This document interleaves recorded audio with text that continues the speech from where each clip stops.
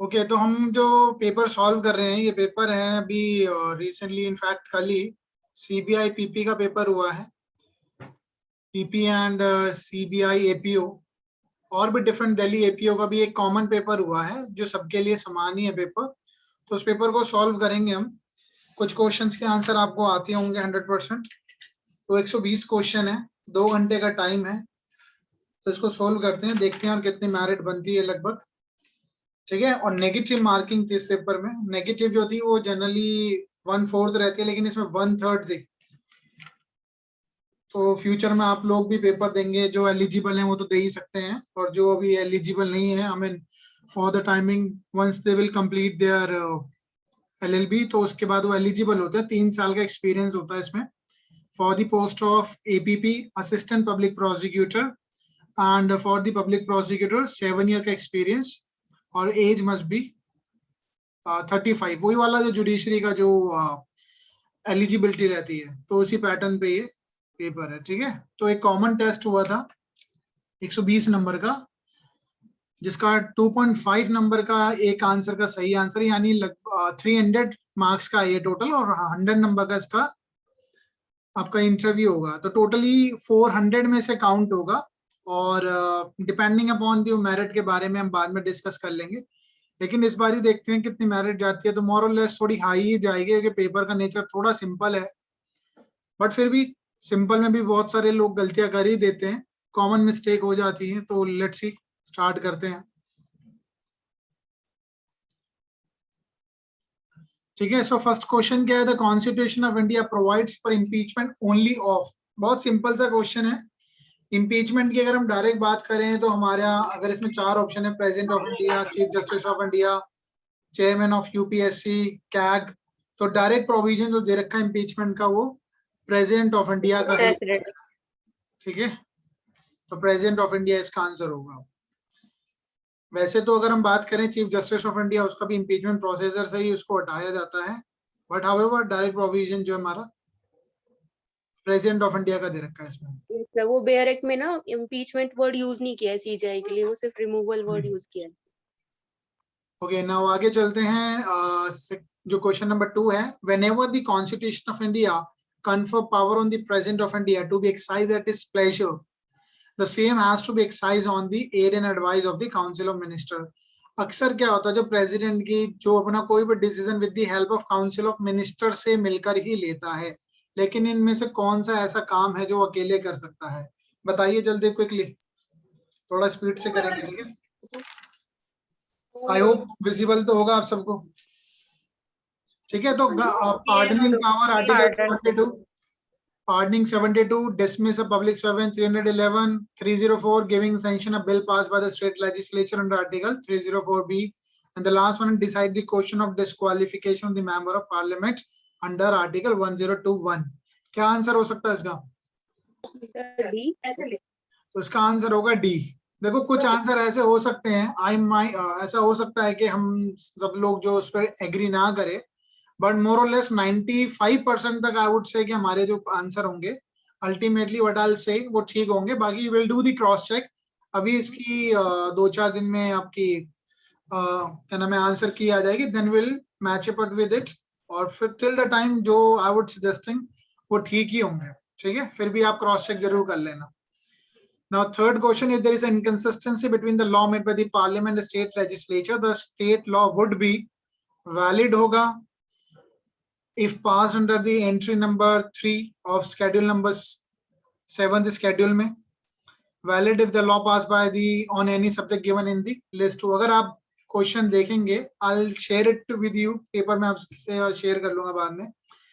और C option है valid if it is in pith and substance the state law was covered under any entry number list number 3। अब अगर आपने पढ़ा होगा ध्यान से कॉन्स्टिट्यूशन, तो आपने देखा होगा in their is an conflict अगर आता है तो स्टेट का जो लॉ है अगर अपनी अपनी एंट्रीज में वो लॉ बना सकते हैं। बट कई बार स्टेट का लॉ अगर किसी का भी लॉ अगर एंट्रेंच कर रहा है दूसरे की लिस्ट में, तो उसमें हम एक रूल देखते हैं, पिथ एंड सब्सटेंस। ठीक है। चाहे वो एंट्रेंच कर रहा है, उससे वो पूरा लॉ खारिज नहीं हो जाता, उसको तब भी एम्पावर्ड रहती है वो अथॉरिटी, चाहे वो स्टेट गवर्नमेंट हो या सेंट्रल गवर्नमेंट। तो आंसर शुड बी सी होना चाहिए। ठीक है। हाँ जी, मैच करते रहना जो जो लोग अगर आप देख रहे हैं ना. Now the writ of certiorari can not be issued. अब मैं थोड़ा स्पीडली पढ़ूंगा और मैं इनका आपको सिर्फ क्रक्स दूंगा, क्योंकि हम इसको रीड करेंगे तो इट वुड बी कवरिंग 3 से 4 घंटे लग जाएंगे. That would B not feasible. तो आल भी बहुत जल्दी इसको रैप अप करेंगे. तो रिट ऑफ सर्चरी इनमें से किस में इशू नहीं हो सकती? तो किस में इशू नहीं हो सकती? First of all, call for the record, to question of decision, directing. D answer इसका है वैसे, directing a person to vacate the public office held by him. तो ये कहीं ना कहीं ये ऑर्डर को क्वेश्चन नहीं कर रहा है, ये मैंडमस की रिट की बात कर रहा है, राइट? डायरेक्ट कर रहा है टू डू और not to do. I hope सबका आंसर आप मिला रहे होंगे. हाँ जी, यामिनी क्या आंसर है इसका? सही, अर्चना, टोरंटो की बात कर रहा है, डी, टू विकेट. डी होगा उपक्रम सर. ना, देखो डी इसका आंसर है. वेकेट में हम उससे पूछते हैं by what authority, Q warrant अब कह रहे हैं ना बाय व्हाट अथॉरिटी, लेकिन अगर हम डायरेक्ट Honorate हो तो जाएगी. मैंडेमस इशू हो जाएगा. हम्म. या तो चलो फिर भी आपका लॉजिक सुन लेते हैं, उसमें क्यू वारंटो मैंडेमस बनती है तो ये सरसरोरी नहीं बन सकती. तो डी आंसर है इसका. ठीक है, हर्षना आप भी बताते रहना बीच बीच में, और बाकी जो लोग भी हैं, सीमा, आप सब इसका आंसर को ध्यान रखेंगे, इससे हमारा एक क्विक रिवीजन भी हो जाएगा. ठीक है, पूर्णिमा, तो आंसर ध्यान रखना सारे. All India service can be created, इसका डायरेक्ट प्रोविजन हमने दे रखा है 312 में ही है. ठीक है, तो ये ऑल इंडिया सर्विस 312 में ही होती है, तो इसमें तो कोई डाउट आना भी नहीं चाहिए. Article number, question number 6, article 330 of Indian constitution. अगर आप ध्यान से बेरट को देखोगे तो 330 में शेड्यूल कास्ट के बारे में भी लिखा है, शेड्यूल ट्राइब्स और स्पेशली असम के बारे में एक छोटी सी लाइन लिखी हुई है लास्ट में. बट हाँ, एंग्लो इंडियन का आर्टिकल कौन सा है? 331 होगा. तो आंसर इज डी. ठीक है. Now 7th question, the freedom of speech and expression under the Constitution of India disallowed the disclosure of information pertaining to. किससे संबंधित इंफॉर्मेशन नहीं दी जा सकती? बताइए आप लोग. सर सी, कैबिनेट पेपर. देखो सी. हाँ, इसका आंसर सी ही है. सी इसलिए है क्योंकि देखो कैबिनेट के पेपर सारे नहीं डिस्क्लोज किए जा सकते, कुछ कॉन्फिडेंशियल पेपर होते हैं.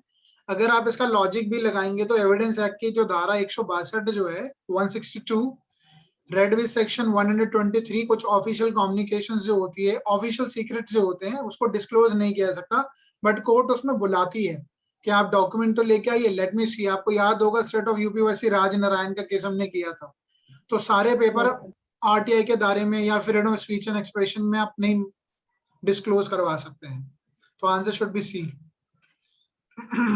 High court and the supreme court stand on the equal footing in respect of. क्या हाई कोर्ट की और सुप्रीम कोर्ट के जज की एलिजिबिलिटी सेम होती है? आंसर इज नो, डिफरेंस है. रिटायरमेंट एज अलग अलग होती है, एक की 62 होती है और एक की कितनी होती है? 65. Procedure for the removal of the जजेस, हाँ इसका आंसर होगा सी. ठीक है, इनका रिमूवल ऑफ द दोनों को इम्पीचमेंट के जरिए ही हटाया जाता है, प्रोसीजर वही है. ठीक है, तो आंसर इज सी होना चाहिए. Let's proceed towards 9. The fundamental right to equality not violated if. The fundamental right to equality यानी आर्टिकल 14 कब violate नहीं होगा? 14 to 18 तक. There is a reasonable classification between the person, thing and of course ही बात है, reasonable classification तो उसका object भी पता होना चाहिए क्यों हमने किया है. One person can be treated as a class, उसको class treat किया जा सकता है. And special court for the trial of a special offense is established. तो तीनों आंसर ठीक है मिसेस ने? Yes sir. अच्छा, ये मुझे आप बता सकते हो कौन सा केस है special trial for special offences? Sir Anwar Ali case, रैनिंग केस. हाँ जी, वो सारे केसेस में हमने डिस्कस किया था. अनवर अली सरकार, बस एक और था रानी खेती रैनिंग रैनिंग खेती रावत जी. तो वो केसेस ध्यान में रखना. चिरंजीत लाल चौधरी का भी, ये सारे केसेस रीजनेबल क्लासिफिकेशन पे है. और आपको याद होगा रीजनेबल क्लासिफिकेशन को हमने बाद में आर्बिट्रेरीनेस के पॉइंट ऑफ व्यू से भी पढ़ा है. There must be absence of arbitrariness. There was a case of E.P. Royappa. ठीक है, ये याद रखना आपको. ठीक है, जो पेपर में अपियर होने जा रहे हैं आप लोग. यामिनी, आपका कॉन्स्टिट्यूशन भी होगा उसमें? Yes sir. ठीक है, तो ये आर्टिकल 14 हमेशा इंपॉर्टेंट रहता ही है. आगे चलते हैं. 10th, Which one of the following regarding dowry death provided under 1304B of the IPC is not correct? कौन सा ठीक नहीं है? ठीक है, तो आईपीसी के अंदर 304 में कैसी डेथ होती है? अरे वो अननेचुरल डेथ होती है, अननेचुरल सर्कमस्टांसेस होते हैं। तो पहला ही आंसर गलत हो गया इसका, तो यही हो गया इसका आंसर, यानी ये बात ही सही नजर नहीं आ रही है। 7 साल की बात बिल्कुल होती है, with in the 7 years husband और वाइफ, हस्बैंड या उसके रिलेटिव क्रुएल्टी करते हैं, या क्रुएल्टी कैसी हो सकती है? Should be in connection with the demand of the डवरी। ठीक है, दहेज हत्या 304B। इसको रेड विद कौन से सेक्शन के साथ पढ़ते हैं हम अगर एविडेंस की बात करें तो? 113B 113B 113B B. ठीक है, 113B, क्योंकि बी से ये हो गया, बी से वो हो गया। याद रखिए, इनको याद हो जाएंगे सारे आज ही। The supreme Court judgement in the P Rathinam versus Union of India was set aside by the supreme Court in the case of, कौन से केस में सेट असाइड किया है? ये किया है ज्ञान कौर में। ठीक है, ज्ञान कौर। और अरुणा शानबाग की बात करें तो अरुणा शानबाग का जो केस है जिसमें पैसिव यूथनेशिया की बात करी है, not active. I hope you can remember it. ठीक है, और अभी एक रिसेंट भी कॉन्सेप्ट आया था लिविंग विल का। आई hope you all can remember it. Living will, मरता हुआ आदमी अपनी पूरी चीजें बता सकता है कि अगर मेरे पर इतना खर्चा है, ये हो, तो मेरे को मार दिया जाए। राइट, लिविंग विल का कॉन्सेप्ट पढ़ा है या नहीं पढ़ा? Yes, sir. Common cause versus After Union sir. of India case हाँ में. जी। Okay, Right. नाउ 12th पढ़ते हैं। ए होल्ड जेड डाउन, ए ने जेड को गिराया, ऑन फ्रॉडनली टेक जेड मनी, गिराया और उसके बाद उसका पैसा लूट लिया, ज्वेलरी लूट ली। ये लूट हो रही है, तो क्या हो रहा है यहाँ पर? मेरे वर्ड वैसे ही वर्ड निकल गया है, बताइए। विदाउट जेड कंसेंट, क्या चोरी है? चोरी तो मैंने आपको एक वर्ड बताया, सीक्रेटली करते हैं। Robbery. C. तो ये रॉबरी है, आंसर सी। देखो, पेपर का लेवल आसान ही है, कुछ क्वेश्चन है जो डिफिकल्ट है, और जो कुछ ऐसे लॉज हैं जैसे सीवीसी हो गया, इंफॉर्मेशन टेक्नोलॉजी एक्ट हो गया, वहां से थोड़े डिफिकल्ट होंगे क्वेश्चन। अदरवाइज तो मोर और लेस सिंपल ही है पेपर। तो 13 making preparation to commit dacoity. Making preparation to commit dacoity के लिए क्या पनिशेबल है या नहीं है? अरे बिल्कुल है। Yes, sir. आपको दे 399. रखा है ये 399 दे रखा है। Punishable with a simple imprisonment of 3 years। अरे सिंपल 10 years. 10 year है। ठीक है, तो डी आंसर होगा, सिंपल नहीं है इसमें। वैसे भी रिग्रेस वर्ड भी यूज किया है वहाँ, याद रखना, कल को फ्यूचर में क्वेश्चन बन जाएगा। पनिशमेंट कैसी है, रिग्रेस है या सिंपल है? Now which one of the following powers has been conferred on the Supreme Court? Supreme court के ऊपर कौन सी पावर दी गई है? To decide the dispute between one state to another. ये तो आपने 131 पढ़ा ही होगा आर्टिकल। हाँ जी, Original है? jurisdiction. और भी देख लेते हो option. To transfer to itself any criminal case pending before any court, to take disciplinary action against civil servant, to create a all Indian services. ये तो बाकी नहीं करता, तो आंसर यही होना चाहिए इसका। ठीक है, Yes, sir. Answer A. ठीक है, ओके, आगे चलते हैं। 15th देखते हैं। Which one of the following statement with regard to the duration of the House of Parliament is not correct? House of Parliament 5 year, अगर हम बात करें पार्लियामेंट की तो उसमें 2 हाउसेज होते हैं, लोकसभा राज्यसभा। लोकसभा 5 साल के लिए होती है। 5 year in the case of, ठीक बात है। काउंसिल ऑफ, बिल्कुल ठीक बात है। राज्यसभा कभी भी डिसॉल्व नहीं होती है। 5 year in case of the house of people which See. Can never be extended. इसको कभी बढ़ाया नहीं See. जा सकता। ठीक है, Emergency के case Election में ही it can होगा। be extended. हाँ जी, For 1 year. Sir, in case of Then- emergency, it can be extended for 1 year. अब 1 year होता है, लेकिन अगर इसमें से आंसर देखेंगे आप, एवरी, ये भी ठीक है 6 साल के लिए होता है, तो आंसर इसका सी ही होगा। ठीक है, नॉट करेक्ट। 1 साल के लिए बढ़ाया जा सकता है। ठीक है, एट अ टाइम, और वर्ड भी लिखा वहां पे एट अ टाइम, अगर ध्यान दोगे तो। Yes, लिखा नहीं sir. लिखा है? जी Yes, sir. sir. Now which one of the following statement is not correct? कौन सा स्टेटमेंट ठीक नहीं है? Union of India has power to issue direction to the state government, बिल्कुल दे सकती है। ये कहाँ से आया है? प्रोविजन कहाँ दे रखा है ये रेलवे को डायरेक्शन देने का? हाँ So जी, 296 में नहीं है, तो अच्छा. देख लेना, लेकिन ये है, हमने पढ़ा है ये। हाँ, मिसलेनियस टाइप के प्रोविजन है, बहुत इंपॉर्टेंट नहीं, लेकिन आज देखो पूछा गया है। Union of India can not make a law for establishment of court for the admission of the law made by the, ये तो है, यही गलत है इसका आंसर, तो नॉट करेक्ट पूछा है ना, तो बी ही होगा इसका answer. Yes, sir. Parliament can make law on the subject which is not included in the list, बिल्कुल बना Yes. सकती है, सही बात है। Parliament has the power to make law in the state list during, बिल्कुल ठीक है, तो आंसर इसका है बी।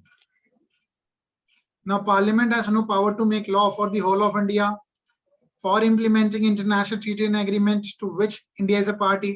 पार्लियामेंट के पास पावर तो होती ही है इंटरनेशनल के लिए, तो पार्लियामेंट ही बनाते हैं, कोई केजरीवाल साहब थोड़ी ना बनाएंगे। D. जीएसटी के लिए भी पार्लियामेंट बनाती है। जीएसटी काउंसिल कहाँ दे रखा है? 279A में, ठीक है। और उसकी चर्चा कहाँ की गई है? 269A में। उसको हटाया कहाँ था? सर्विस टैक्स को हटा दिया था, याद है? तो parliament has no power to make law for agriculture होगा या इसका for the all of India? तो आंसर क्या है? एग्रीकल्चर के लिए तो स्टेट लॉ बनाती है, तो आंसर शुड बी डी। ठीक है, डी आंसर है। In which of the following situation can the President of India promulgate an ordinance? कौन सी परिस्थिति में प्रेसिडेंट ऑर्डिनेंस यानी अध्यादेश जारी कर सकता है? When the House of the People is in session, Lok Sabha जब सेशन में हो तब क्यों करेगा भाई? इमरजेंसी तो सेशन चल रहा है, तब तो नहीं करेगा। When both the House of Parliament are not in session, बिल्कुल तभी किया जाता है। When both the House of the Parliament are not in the session and the President is satisfied that the circumstance exists. ठीक है, answer simple सही है इसका, सी है इसका आंसर। ठीक है, इमीडिएट एक्शन की जरूरत है तभी तो होता है अध्यादेश जारी। Now which one of the following case the mandatory death penalty, ये तो हर जगह आता है, पता नहीं 50 साल से क्वेश्चन यही चल रहा है।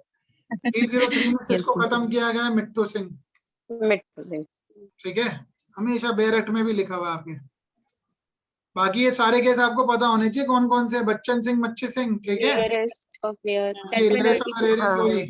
पेनल्टी और विरसा सिंह किस क्लॉज पे है? सर ये मर्डर में मैं पढ़ा था 300 का 3 ठीक है, 3 है 3। ओके, नाउ 20 कहता है which one of the following is the correct statement? Right to property is a constitutional right. जज ऑफ द सुप्रीम कोर्ट, अरे ये तो बच्चों वाले क्वेश्चन पूछे हुए हैं। सुप्रीम कोर्ट कभी रिटायर्ड नहीं होता, ये तो है ही नहीं, यूएस में होता है ऐसा। तो जज ऑफ द हाई कोर्ट की एज क्या होती है? 62 या 65 लिखा है तो गलत। लॉ कमीशन, कहीं पे जिक्र है लॉ कमीशन का क्या? हमारे संविधान में नहीं है, it's not a constitutional body.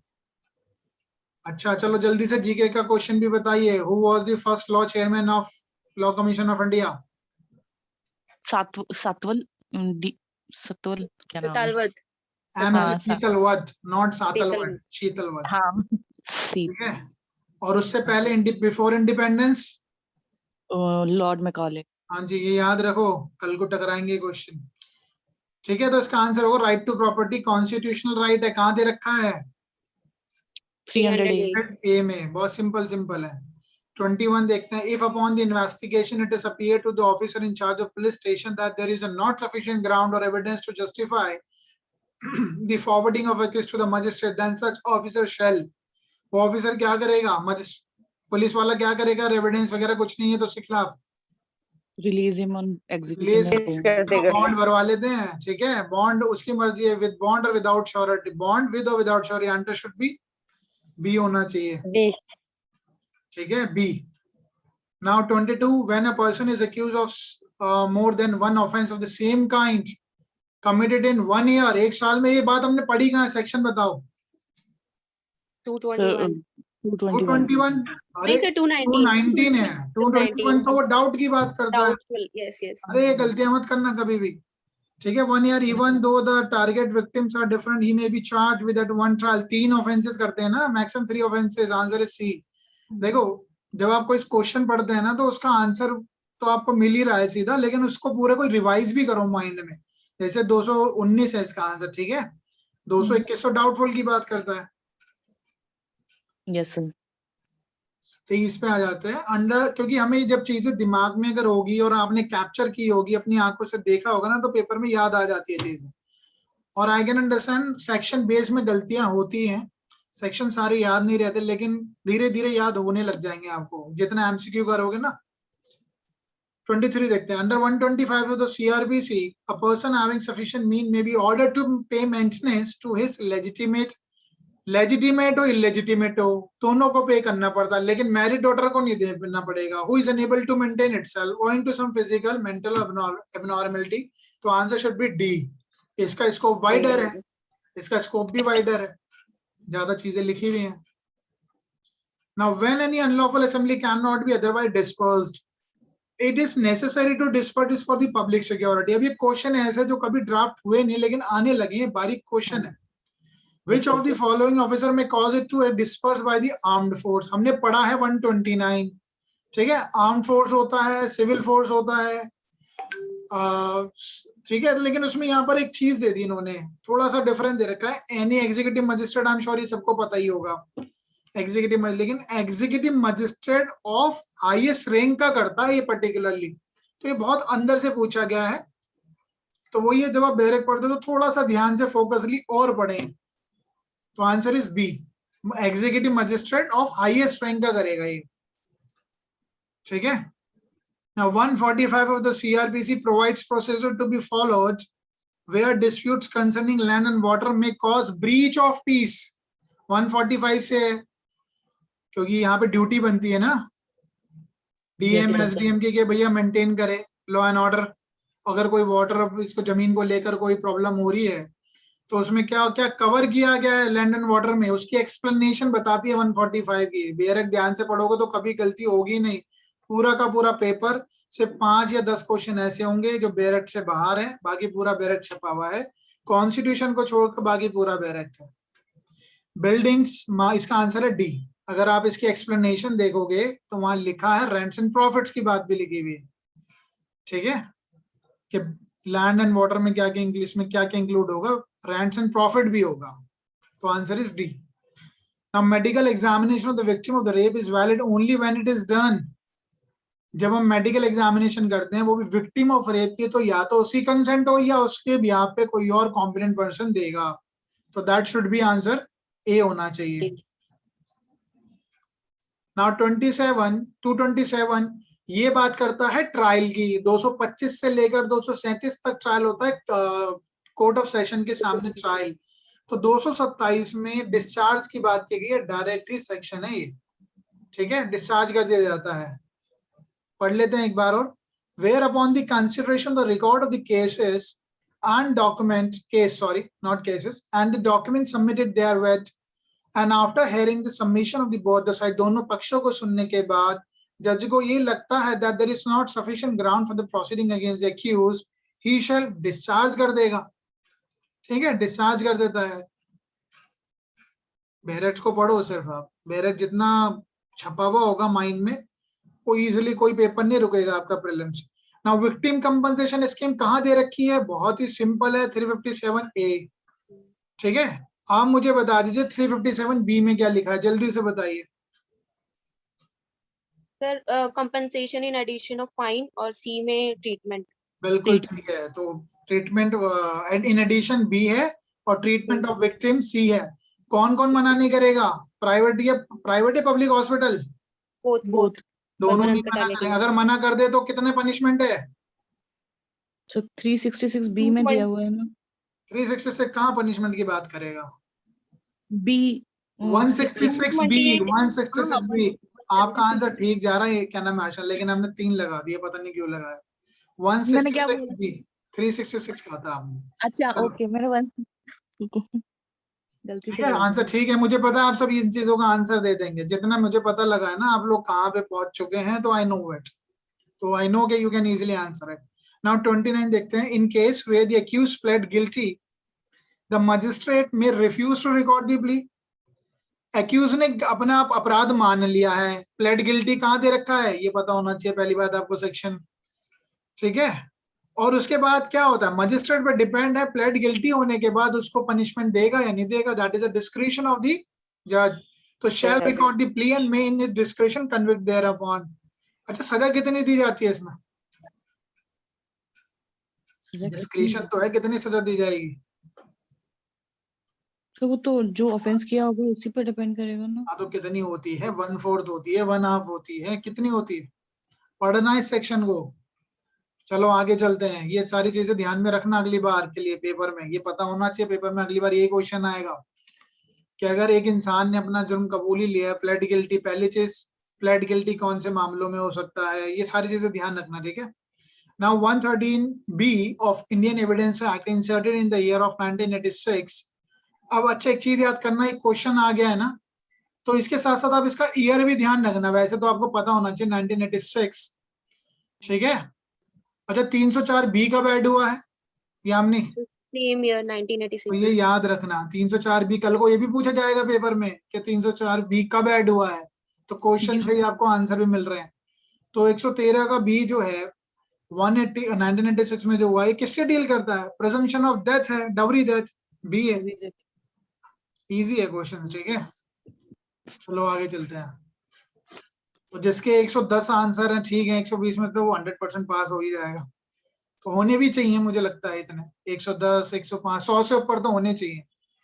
Which one of the following is the relevant of testimony given by the accomplice in the criminal proceeding? पूरा बैरट छपा हुआ section 133। He can be a competent witness against an accused person, ठीक है। 133, और ये अगर an accomplice unworthy of credit, तो of course ही बात है accomplice अपने आप में competent witness होता है। तो आंसर इज ए। क्या एक बार बताओ, accomplice के लिए क्या corroboration की जरूरत होती है? No sir. No sir. Depending upon the reliability of the witness, ठीक है।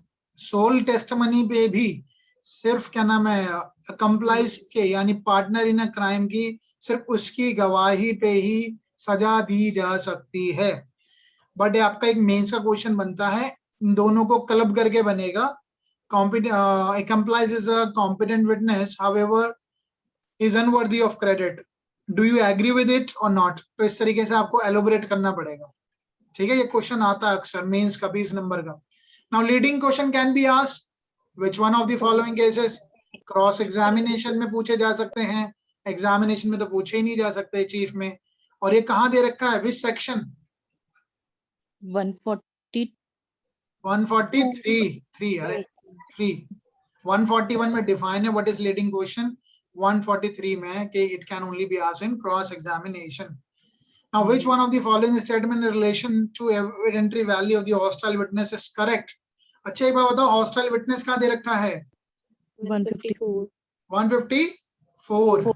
hostile witness जब होता कौन है? When he is gained over by the opposite party। हाँ जी, जब वो दूसरी पार्टी ने, लेकिन हाँ दूसरी पार्टी ने उसको दूसरी पार्टी के फेवर की बात करने लग जाए, गेन ओवर वर्ड ही यूज हुआ है वहां पे, तो उसको ध्यान रखना। क्या उसकी जो गवाही होती है क्या पूरी की पूरी इनएडमिसिबल है, या कुछ पार्ट बचा हुआ उसका ले सकते हैं हम? यस सर, जो पार्ट बच जाता है तो both party can use that. हाँ जी, तो it can be relied upon two the extent that is being admissible in the support the case of the prosecution and defence. तो पूरी की पूरी खारिज नहीं हो जाती है, क्या पता कुछ बात फेवर की कर रहा हो।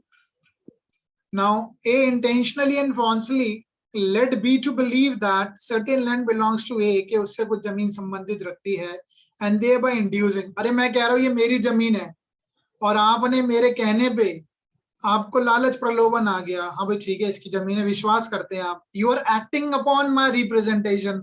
ये पहली बात तो आधे से समझ में आया था किस बारे में बात कर रहा है। To buy and pay for it the land thereafter become the property of A की प्रॉपर्टी बन जाती है, ठीक है। तो A can not be allowed to set aside the sale on the ground that at the time of the sale he has for title. बाद में वो ये नहीं कह सकता मेरे पास टाइटल ही नहीं था। ये प्रिंसिपल हमने कहाँ पढ़ा है? एस्टॉपल में पढ़ा है। टीपी है, टीपीए में है ऐसा कुछ नहीं है? 43। 43 सेक्शन फीडिंग ग्राउंड पर estoppel, I hope you can remember. क्या अभी कोई कुछ बोल रहा था उत्तराखंड वगैरह? यामिनी आप कुछ कह रहे थे? No sir, it was not me। Okay, facts forming of the part of the same transaction are relevant by virtue of fact forming, पहले वर्ड से समझ में आता है, res geste, section 6। अच्छा एविडेंस किस किस चीज के दिए जा सकते हैं? relevant fact and fact and issue। Yes। Facts and issue and relevant fact, ठीक है, section 5। और इसका आंसर है section 6। section 7 में कितनी चीजें हैं? 3 है। बन टोटल बताओ पूरी जो मैंने पढ़ाई है। टोटल 4 हो जाती है, स्टेट ऑफ थिंग भी आ जाती 5 है। ओकेजो, ठीक है, उसको मत भूलना नहीं तो गड़बड़ कर दोगे। ये उधर उधर किसी और की बात मत देखो, जो पढ़ा है उसको ध्यान रखो। ओके 3 ऊपर लिखी हुई टाइटल में, 2 अंदर भी छुपी हुई है, ठीक है। यस सर, ठीक और ये 8 को वैसे ही याद करना, previous conduct, subsequent conduct, motive, और तो एक ये- और चीज रह गई प्रिपरेशन। है। 8 तो उससे बन जाता है MPPCS। हाँ वो देखो लॉजिक अपने लगाना, लेकिन अगर एक लॉजिक सही बैठा हो ना उसको ट्विस्ट मत करना, गड़बड़ हो जाएगी। अब 4 कह रहे हो ना तुम, 4 नहीं 5 है, ठीक है, नहीं तो हमेशा गड़बड़ हो जाएगी, छोटे से क्वेश्चन भी आसान भी गलत हो जाएंगे। Now certain question may be permitted to be asked by the court. अरे कोर्ट के पास कुछ भी सवाल करने का अधिकार कौन से प्रोविजन में दे रखा है एविडेंस के? गलत हो गया था। हाँ जी 162 165 यामिनी 165। 165 162 तो प्रोडक्शन ऑफ डॉक्यूमेंट है, दिखाइए क्या है। हाँ, अरे 123 से मेरे रिलेट करना ना। जी जी ये तो मेरा भी गलत हो गया सर। कोई मैंने बात क्वेश्चन पढ़ा नहीं, मेरे दिमाग में वही चल रहा था, प्रोडक्ट डॉक्यूमेंट। नहीं, कोई बात नहीं, क्वेश्चन को पूरा पढ़ना। गलतियां होती है, मुझसे भी होती है लाइफ में, हर किसी से होती है गलती। और कई बार हम बहुत कॉन्फिडेंस में क्वेश्चन करते हैं, वो इतना कॉन्फिडेंस आ जाता है कि वो पढ़ते नहीं, हम बड़े खुश हो जाते हैं पेपर देख के। Now where the question of consent is an issue, the evidence of character of the victim. अगर कंसेंट की बात आएगी तो उसमें क्या करेक्टर के, भाई उसने कंसेंट दे दी थी क्योंकि उसका करेक्टर वैसा था, तो क्या ये माना जाएगा? रिलेवेंट है या नहीं है? No sir, can not be relevant, बिल्कुल रिलेवेंट नहीं होगा। अच्छा एक बात बताओ, किसी का गुड करेक्टर रिलेवेंट है? Yes sir, always. और bad character? Only in reply. Section 53 only in reply 53 है। Only in reply. हाँ जी, 55 है शायद। अरे 55 डैमेजेस की बात करता है ऊपर से। अच्छा 54 है, फिर 54 है। भूल 54 जाते हो तुम, बहुत जल्दी भूल जाते हो, कोई बात नहीं। इनको वही। ऐसे तो छपने चाहिए माइंड पे, बिल्कुल ठीक है। 54 सर मैंने अभी आपको रिवाइज क्या नहीं किया बताया ना था? एविडेंस। मैंने आपको एक क्लब बनाया था ना, 52 को 55 के साथ पढ़ लेना, ठीक है। फिर 52 और 53 क्राइम के हैं, 52 को 55 के साथ, 54 एंड बीच के जो बच गए ना, 52 और 55, 53 एंड 54। 53 एंड 54 दो बच गए। तो पहले हम गुड Criminal। करेक्टर की बात करेंगे, फिर बैड करेक्टर की बात करेंगे, और बीच में आगे 53A जो कि अमेंडमेंट से आया है, जिसमें उसकी कंसेंट को लेकर, करेक्टर को लेकर बात की गई है, राइट? Yes sir. याद करो सारा bare act. Now a child below the age of 7 year, उसको तो कौन सी इम्यूनिटी है? 2 तरीके की इम्यूनिटी होती है ना बच्चा जो होता है, एक एब्सोल्यूट, एक क्वालिफाइड। तो उसको तो एब्सोल्यूट इम्यूनिटी कौन सी है? जब बच्चा 7 साल से कम का होता है। और ये दे रखा है सेक्शन 82 में, किसमें? 82 डॉली इन कैपेक्स। सर एक क्वेश्चन ऊपर का छूट गया, बाईगेमी वाला। कौन सा छोटा है? यही वाला। चलो अभी करते हैं, पहले 39 कर लेते हैं। तो ये तो कैसा है? इर्रेबेटेबल प्रेजम्पशन ऑफ लॉ है, कानून में लिखा है साफ साफ, इसको खारिज नहीं किया जा सकता। 7 साल का बच्चा कुछ भी कर दे, फ्री है बिल्कुल। Okay, the opinion on relation is relevant fact in which of the following case opinion on relationship is relevant. ये तो सेक्शन किस पे से आया हुआ है क्वेश्चन? ये इससे हम बता सकते हैं कि determine the marital status of दो लोगों का, वो लंबे समय से साथ रह रहे हैं या नहीं रह रहे, बतने लिए। क्योंकि बाकी चीजों में स्ट्रिक्ट प्रूफ चाहिए होता है, ठीक है भाई। शादी हुई है नहीं हुई है, क्या 2 लोगों की ओपिनियन से पता लग जाएगा? नो तो सर। लोगों की ओपिनियन से ये बात थोड़ी ना हो जाएगी कि बाईगैमी उसकी पहली शादी हुई है नहीं हुई है। उससे सिर्फ ये अंदाजा लगा सकता है कि 2 लोग लंबे समय से रह रहे हैं, तो जो आस पड़ोस के लोग हैं वो ये बता सकते हैं, हाँ ये ऐसा लगता है कि हस्बैंड वाइफ रहे होंगे। तो आंसर इज डी, ठीक है। Yes sir. कैसा लग रहा है सबको? याद आ रहा है पीछे पढ़ा हुआ पुराना 6-7 महीने, जो 8-10 महीने पढ़ा है? Now under the provision of 110(3), 110 होता क्या है पहले ये बताओ मुझे जल्दी से। आर्टिकल मनी बिल का मनी बिल, हाँ जी। Of the Constitution, the court has no power to decide. क्या डिसाइड नहीं कर सकती कोर्ट मनी बिल में? Validity of the decision of the speaker of the house. देखो हाँ ठीक है, इसका आंसर है सी, क्योंकि जो स्पीकर होता है ये उसका प्रेरोगेटिव है। भाई कौन डिसाइड करता है मनी बिल है या नहीं है? स्पीकर डिसाइड करता है, तो यही आंसर है इसका, ठीक है, C. Now Supreme Court can decide a matter of the policy. ये थोड़ा टिपिकल क्वेश्चन है, but I will give you the answer. इसको मैंने डाउट में रखा हुआ है, क्योंकि इसका स्ट्रेट जैकेट फॉर्मूला नहीं है, बट फिर भी आई विल आंसर इट। बाकी आप अपना मैच कर लेना क्या आपका व्यू हो सकता है।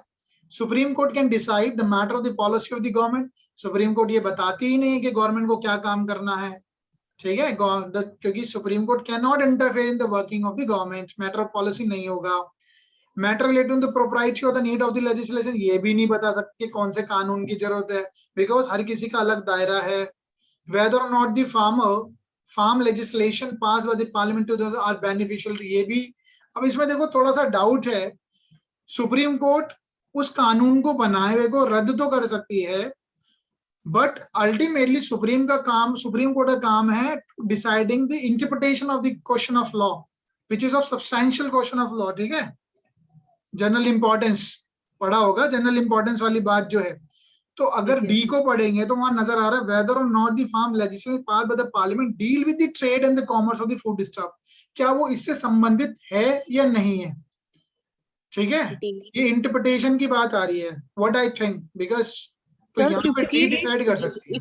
इस क्वेश्चन पे मैंने बहुत टाइम भी वेस्ट किया यहाँ पर, तो कंक्लूजन ये निकला था कि पॉलिसी मैटर में तो नहीं करती, खैर ये तो पता ही है। दो तो है ही नहीं, हाँ, तो फिर और फिर ये जो वर्ड नीड लिखा है, नीड भी नहीं करेगा। तीसरे में बेनिफिशियल है, तो वो भी नहीं करेगा। बेनिफिशियल वो क्यों देखेगा कि बेनिफिशियल है कि नहीं, उस हिसाब से निकाला तो फिर डी ही लगा। हाँ, वो देखो पॉलिसी है ना, अल्टीमेटली भाई फार्मर का, लेजिस्लेचर का काम तो कानून बनाना है, वो फायदा वो देखेगा लेजिस्लेचर, लेकिन सुप्रीम कोर्ट इंटरप्रिटेट करती है ना, Supreme Court is the guardian of the Constitution and interpreter, and there is a question of substantial law of general importance is involved, कि क्या, क्योंकि हम कोर्ट में ही तो जाएंगे कि जनाब ये जो फार्म लेजिस्लेशन जो बनाया है, क्या ये ट्रेड एंड कॉमर्स में आता भी नहीं आता है, क्योंकि फिर इससे क्या होगा, वो यूनियन लिस्ट की बात छिड़ जाएगी ना। Yes, sir. तो वो इसका आंसर डी ही होना चाहिए, क्योंकि इसका स्ट्रेट जैकेट फॉर्मूला नहीं है। उससे याद आ रहा था कि अभी ना किसी ने PIL डाला था या किसी ने रिट डाली थी, तो उसमें सुप्रीम कोर्ट ने ये बोला था कि हम सिर्फ गवर्नमेंट को डायरेक्शन दे सकते हैं कि आप ऐसा ही कोई बिल लेके आओ तो अच्छा होगा, मतलब लेके आओ, लेकिन they can not force to government कि भाई तुम लेके आओ ऐसा कुछ। हाँ, वो फोर्स नहीं कर सकते। देखो बेसिकली जितने भी डिसीजन आते हैं ना, जितने भी डिसीजन आए, मैं आपको एक डिसीजन बताता हूँ, आपको हमने सुना होगा, ये होमोसेक्सुअलिटी का डिसीजन भी जब आया था तो कोर्ट ने कहा था वी आर नॉट लेजिस्लेचर, हम चीज बनेगी तो उसको कॉन्स्टिट्यूशनली वैलिड है या वो देखते हैं बस, बट हम ये डायरेक्शन नहीं देते कि भी इस कानून को बनाओ, ठीक है, कि सेम सेक्स मैरिजेस की शादी भी करवाओ, we can not give a direction, हम वो चीज नहीं कर सकते। तो हम उसको, अगर उन्होंने बना दिया सही है गलत है, वो कॉन्स्टिट्यूशनली वैलिड चेक करते हैं बस। Okay, let's proceed further. तो आंसर उसका डी ही होना चाहिए 99%, बाकी 1% तो यूपीएससी डिसाइड करेगी। The Supreme Court was unanimous is upholding the constitutional validity of. Recently, in the case of Joseph Stein, Supreme Court ने unanimously decide किया था adultery को अब punishable offense नहीं रहेगा for the जो मेल है, ठीक है, तो ये सी आंसर होना चाहिए, ठीक है, आंसर सी है इसका। A writ can be issued against, क्या रेट इशू की जा सकती है प्राइवेट यूनिवर्सिटी पे? पहला तो ऑप्शन ठीक ही है, central university for the violation of term and teacher, private university, क्या आंसर होगा इसका?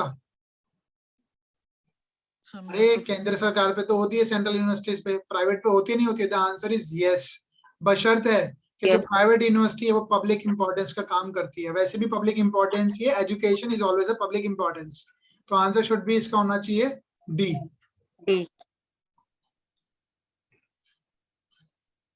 44. The state of Telangana described that for the all admission to the postgraduate course in the various medical college in the state, the applicant must be resident of the state of Telangana only.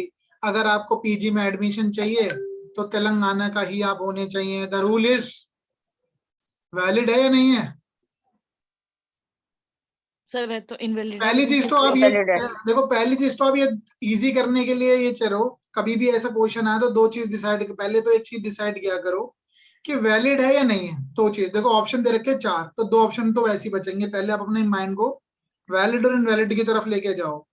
देखो option नजर आ रहा है, ए में valid लिखा है, B में invalid है, सी में इनवैलिड है और डी में इनवैलिड है, तो 2 वैलिड 2 इनवैलिड। पहले तो माइंड को उस तरीके से सेटअप करो। अगर आप इसको इनवैलिड कह रहे हैं तो 2 ऑप्शन बच गए आपके पास, तो वो कहता है 14 और फिर वो कहता है 100% रिजर्वेशन नहीं हो सकती पोस्ट ग्रेजुएट मेडिकल कोर्स में। अगर हम वैसे 371 के डी को देखें, 10 को, उसमें लिखा है वो एक स्पेशल बात करता है, तो इसका आंसर हो सकता है या तो सी आंसर होगा, हो सकता है, सर आई एम नॉट सी मैंने श्योर। पढ़ा था सर, लेकिन हाँ जी, अगर सर सी वो ये कह रहा है, मतलब ये डी में वो 10 जो है ना, ये 10 में बस ये कह रहा है, एक एक्सप्लेनेशन दे रहा है, तो उसको हम पढ़ेंगे 1 के साथ में, मतलब 371 डी का 1। तो 1 में लिखा है प्रेसिडेंट वर्ड, कि प्रेसिडेंट कर सकता है, तो अगर हम वो इंटरप्रिटेशन निकालेंगे तो प्रेसिडेंट वर्ड लिखा है, जबकि क्वेश्चन में यहाँ लिखा है द स्टेट ऑफ तेलंगाना। तो फिर उस भी ये हिसाब से क्वेश्चन डाउटफुल रहेगा, या तो इसका आंसर फिर पहला तो होगा नहीं, ठीक है, हाँ पहला को तो हम काट ही रहे हैं, पहला नहीं हो सकता इसका, या तो फिर बी सी डी में से एक है। बट आप देख लो, ये डाउट में रहेगा, देखते हैं इसका आंसर क्या देती है वो यूपीएससी। वैसे तो आंसर डी होना चाहिए, वैसे तो आंसर डी होना चाहिए, क्योंकि 100% रिजर्वेशन तो कभी भी अलाउड है ही नहीं। और पीजी में आपने केस सुना होगा, हमने कॉन्स्टिट्यूशन का किया था, ऑनरेबल सुप्रीम कोर्ट ने भी एक leading case, I think Manjeet या फिर कोई और केस में ये कहा है कि इन पीजी कोर्स में, पोस्ट ग्रेजुएट कोर्स में रिजर्वेशन तक भी नहीं होनी चाहिए, राइट, सुपर स्पेशलिटी कोर्स में। अगर और डीपली अगर हम इसको एनालाइज करें तो ये 14 के अंदर अनरीजनेबल क्लासिफिकेशन नहीं हो जाएगा, अगर वो ये कह रहे हैं। देखो एक चीज और है, एक चीज और समझते हैं, 14 जो है ना, वैसे वो बेसिक लॉ की बात करता है, इक्वालिटी, Yes, ठीक sir. है, इक्वालिटी की बात करता है, that is a basic law. But enabling provision जो होते हैं 15, 16, 17, 18 होते हैं, उसमें दी जाती है रिजर्वेशन। तो डिपेंडिंग अपॉन दी ये उस पे यूपीएससी इसको क्या डिसाइड करती है, तीनों आंसर हो सकते हैं। I am not sure about the C में से लिख रहा हूँ क्योंकि वहां स्पेशल प्रोविजन की बात की गई है, बट अगर वो सी नहीं हुआ इसका आंसर, या तो डी होना चाहिए फिर। बाकी देखते हैं क्या आता है इसका आंसर। तो 4-5 क्वेश्चन है ऐसे, बस 4 या 5 क्वेश्चन होंगे जो डाउटफुल है, तो 44 इज वन ऑफ देम। तो आंसर शुड बी डी होना चाहिए, या फिर डी होना चाहिए वैसे। और अगर हम लॉजिकल बात करें तो 14 भी हो सकता है, क्योंकि पूरा का पूरा रिजर्वेशन सिस्टम 14 से ही ड्राइव्ड होता है। 45 देखते हैं, कोई बात नहीं, उसको हम साइड में रखते हैं। If a state fails to give effect to any direction given by the union government to enforce the Essential Commodities Act passed by the parliament, the effect would be, ये भी एक बड़ा टेक्निकल क्वेश्चन, टेक्निकल तो नहीं, logical question है।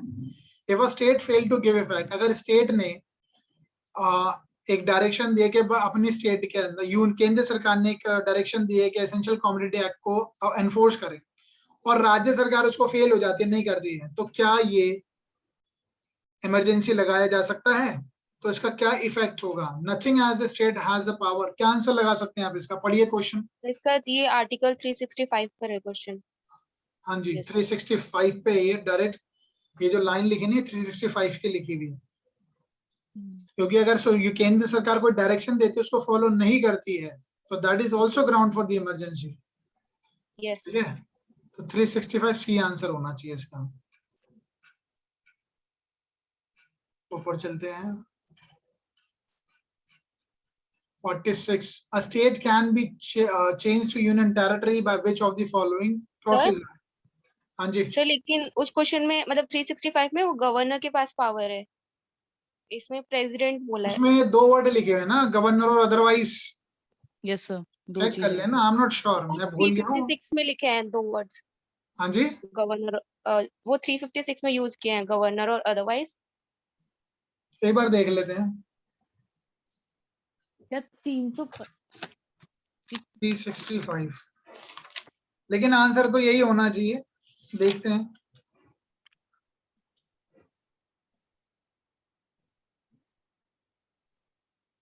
ये sir president के पास है पावर, ठीक है 365। Yes sir, 356 the president on the receipt of और वर्ड यूज किया है ना इसमें। हाँ, The applicant must be, कहाँ के कौन सा क्वेश्चन था ये? Sorry. If the state fails to give effect to the government of India essential commodity, the effect would be, हाँ ठीक तो है, ये सी तो है इसका आंसर। हाँ सर करेक्ट है, वो सर डाउट था कि प्रेसिडेंट के पास है या गवर्नर के पास है, तो प्रेसिडेंट इज द करेक्ट। हाँ यूनियन है तो ठीक है, प्रेसिडेंट ही देगा उसको। वो जो आप कह रहे हो ना, वो जिसमें गवर्नर अपनी रिपोर्ट कहता भाई यहाँ पर 356 में है, वो इमरजेंसी इम्पोज कर दी जाए और जी। अदरवाइज दोनों वर्ड है उसमें। जी।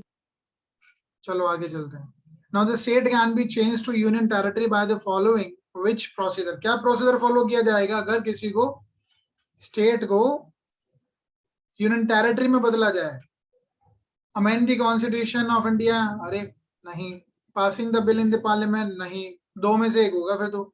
Introducing a bill on the recommendation of the president and the approval of the state concern, बिल्कुल ठीक है, स्टेट की परमिशन तो चाहिए ही। Introducing a bill on the recommendation of president after seeking opinion of the state legislature concern and the passing the bill by majority. Answer is D, D होगा तो इसका जम्मू आंसर। कश्मीर के साथ यही तो हुआ था, हाँ जी, स्टेट को यूटी में कन्वर्ट किया है। ठीक है, तो अब यूटी में डिवाइड कर दिया ना इसको। तो सर आप 370 इसको के पढ़ अंदर लेना, आप इसको पढ़ना, 370 आर्टिकल 3 पढ़ना। हाँ जी, सर जो 370 की बात कर रहे हैं, 370 तो सर कॉन्स्टिट्यूशनल अमेंडमेंट वो जो वो 35A है लेकिन उसमें प्रोसीजर बताया की है। बात कर रहे हैं ना, जम्मू एंड कश्मीर की थोड़ी ना बात कर रहे हैं, इसमें तो एग्जांपल दिया है। 371 का जो डी है वो है ना, वो तो फिर स्पेशल प्रोविजन उसके अंदर ही हमारे को प्रोविजन दे रखा है अमित शाह जी ने जो करा है। Yes sir. चलो वो तो अलग चीज है, 370 अलग चीज है, लेकिन हाँ ये बेसिक बात कर रहा है, तो इसका आंसर आप देख लेना। वैसे तो आंसर 100% ठीक है, डी ही है। हाँ डी है sir. Which one of the following statement is not correct? कौन सा स्टेटमेंट सही नहीं है? The reservation in the employment of the public service can never exceed 50%, 50% से ज्यादा नहीं हो सकती। सर अब तो हो सकती है। There can be discrimination based on the religion, लेकिन धर्म के आधार पर रिजर्वेशन नहीं की जा सकती। ठीक है, तो आंसर इसका होगा बी ही है। तो यामिनी कुछ Justify बोल भी रही कर देता थी। हूं मैं। हाँ यामिनी भी कह रही थी हो सकती है परसेंटेज 50% से ज्यादा, लेकिन एक बेसिक रूल आज भी यही है, अभी वैसे 60% हो गई है, लेकिन फिर भी धर्म के आधार पे नहीं कर सकते ना, तो ये ज्यादा डेडली तो वैसे भी ये क्वेश्चन चैलेंज हो जाएगा, देख लेना इसमें आंसर। चैलेंज तो नहीं होगा, बेस्ट आंसर देना होता है। सर वो इसलिए हो जाएगा क्योंकि आंसर ए भी 50% गलत लिख है दिया ना इसने, करंट स्टेटस के 50% हिसाब लिख से, दिया। हाँ ये क्योंकि करंट 50% लिख दिया, 59.5 हो गई है करंट 10% उनका हो गया ना इकोनॉमिक वीकर सेक्शन। ईडब्ल्यूएस। ना 1% कैन फॉर्म अ क्लास, बिल्कुल हो सकता है, वो क्लास लेजिस्लेशन भी हो सकता है, उसको स्पेशल ट्रीटमेंट दे सकते हैं ना। आर्टिकल 14 यही तो कहता है प्रोटेक्ट सर चिरंजी जैसे लाल इकोनॉमिक लॉ। सर हाँ ये जी, जो रिलीजन जो 30 में जो लिखा है वो तो ये लिखा है कि minority based on the religion और लैंग्वेज, तो उसको कैसे देखें? अरे माइनॉरिटी की बात नहीं कर रहा है, ये बेसिक प्रोविजन बात कर रहा है। ठीक है, नहीं अगर इसको अगर हम सही बोलें, जैसे वो मैम ने बोला था कि ये गलत नहीं कर रिलीजियस एंड सकते। लिंग्विस्टिक माइनॉरिटी के लिए स्पेशल प्रोविजन बनाए जा सकते हैं, but that is only for the education institute setup करने के लिए। हम ये नहीं कर सकते कि धर्म के आधार पर डिवाइड करते चीजों को। ठीक है। The concept of the creamy layer has to be kept in the mind under the concept of the creamy layer has to be kept, हाँ बिल्कुल ठीक है। There can be discrimination based on the religion with the other factors, the reservation employment to public servant can never exceed 50%, can never 15। okay, तो आप इसका ये कह रहे हैं आंसर ए होना चाहिए। नहीं मैं नहीं कह रही सर, 50%। मतलब मैं तो मतलब नहीं आंसर एक दोनों हो जाएंगे, दोनों इनकरेक्ट है, ए भी इनकरेक्ट है, बी भी इनकरेक्ट है। देखो बी जो है ना, बी तो फिर हमारे आर्टिकल 14 को ही खत्म कर देगा। अगर बी को हमने हाँ कर दिया ना, हाँ थोड़ा चैलेंज हो जाएगा ये, क्योंकि इसका आंसर या तो ऊपर वाला 50% नहीं लिखते, the reservation employment to public servant can never exceed तो फिर नेवर नहीं लगाना 50% चाहिए है। था ना हाँ फिर। कैन एक्सीड हाँ 50%, हो सकता है चैलेंज। अगर इसको ये ठीक मान ले तो आंसर ए होगा। वैसे अगर बी को अगर हम बी ठीक होना चाहिए, चैलेंज होगा ये। There can be a discrimination based on religion with other factors. ये जो वर्ड है ना अदर फैक्टर, ये उनके पास ऑप्शन देता है यूपीएससी को अपने आंसर को जस्टिफाइड करने का। ठीक है, इसलिए वो लिंग्विस्टिक माइनॉरिटी में शायद जाकर इसको जा सकता, जस्टिफाइड हाँ कर दिया अपना यही आंसर। यही हाँ यही मैं बोल रही हूँ। तो ये अदर फैक्टर के अंदर अगर वो बोलने लगे कि माइनॉरिटी को देखकर हमने क्वेश्चन दिया है, तो फिर तो ये हाँ, सही हो जाएगा। वो ये, लेकिन फिर इतनी यही एम्बिग्यूटी रखनी ही नहीं चाहिए पेपर में। वो यही अपना हाँ आंसर जस्टिफाइड करेंगे, अगर उन्होंने करा तो आंसर ए ठीक होगा, अदरवाइज तो बी। तो बी होना अगर चाहिए। अगर अगर जनरल लॉ देखा जाएगा तो 50% से एक्सीड नहीं हो सकता ना, उसमें तो बस बोला ही है। अब हो जाता है ना, आपके पॉइंट ऑफ व्यू से 60% भी है। ठीक है, तो फिर ये होना चाहिए, बट ठीक है सर देख ये लेंगे इसको। केस में चैलेंज भी किया था कि 50% से एक्सीड कर गया है और अरे वो इकोनॉमिक बेसिस पर है, 69% लेकिन 69% पे भी था। केरला, तमिलनाडु ये तो 69 80% तक ले जाते हैं रिजर्वेशन को। उसको 9 शेड्यूल में डाल देते, पढ़ा तो हमने सारा ये। सर उनका तो फिर भी एक अलग है, एक जनरल रिजर्वेशन भी 50% से एक्सीड कर गया था, तो वो यूथ ऑफ इक्वालिटी केस में चैलेंज किया था इस हाँ चीज जी, को, और कोर्ट ने कहा कि नहीं ये वैलिड अमेंडमेंट, मतलब कि 50% से एक्सीड कर सकता है। देखते हैं। 2 क्वेश्चन है, चलो इसको देखेंगे। ये चैलेंज तो होना चाहिए ये इसकी ड्राफ्टिंग में। अब ये यूपीएससी के बाद ना अपने पास इन्होंने ऑप्शन छोड़ा है कि विद अदर फैक्टर लिखने से ये वहां ले जाएंगे इसको 30 की तरफ। हो सकता है ले जाएं, बाकी इनके पर डिपेंड करता है, क्योंकि आप कुछ ऑब्जेक्शन लगाएंगे, जरूरी नहीं सारे ऑब्जेक्शन वो आपके सुन ले। तो 2 क्वेश्चन अभी तक डाउटफुल रहे हैं। The right against the self incrimination entitle a person to refuse giving of. देखो ये है 20 का 3, आर्टिकल 20 का 3। उसमें आपके हैंड राइटिंग भी मांगी जा सकती है, ब्लड सैंपल भी मांगे जा सकते हैं, थंब इंप्रेशन भी मांग सकते हैं, बट नार्को के लिए नहीं जा सकते। That has to be with the consent. ठीक है, तो आंसर इज डी। सेल्वी का केस पढ़ लेना आप इस पे। Now undue delay can not be ground to. Undue delay से क्या चीज ग्राउंड जो है, कौन सा ground? Undue delay can not be ground to. क्या एफआई क्वैश हो जाएगी criminal prosecution? Modify death sentence, ये तो हो ही जाता है। ज्यादा डिले हो जाती है, डेथ को इम्प्रिजनमेंट में कन्वर्ट कर देते हैं, तो ये पॉसिबल है। Release an arrested person on a bail, बिल्कुल छूट जाता है टाइम के साथ, ज्यादा डिले हो जाती है तो।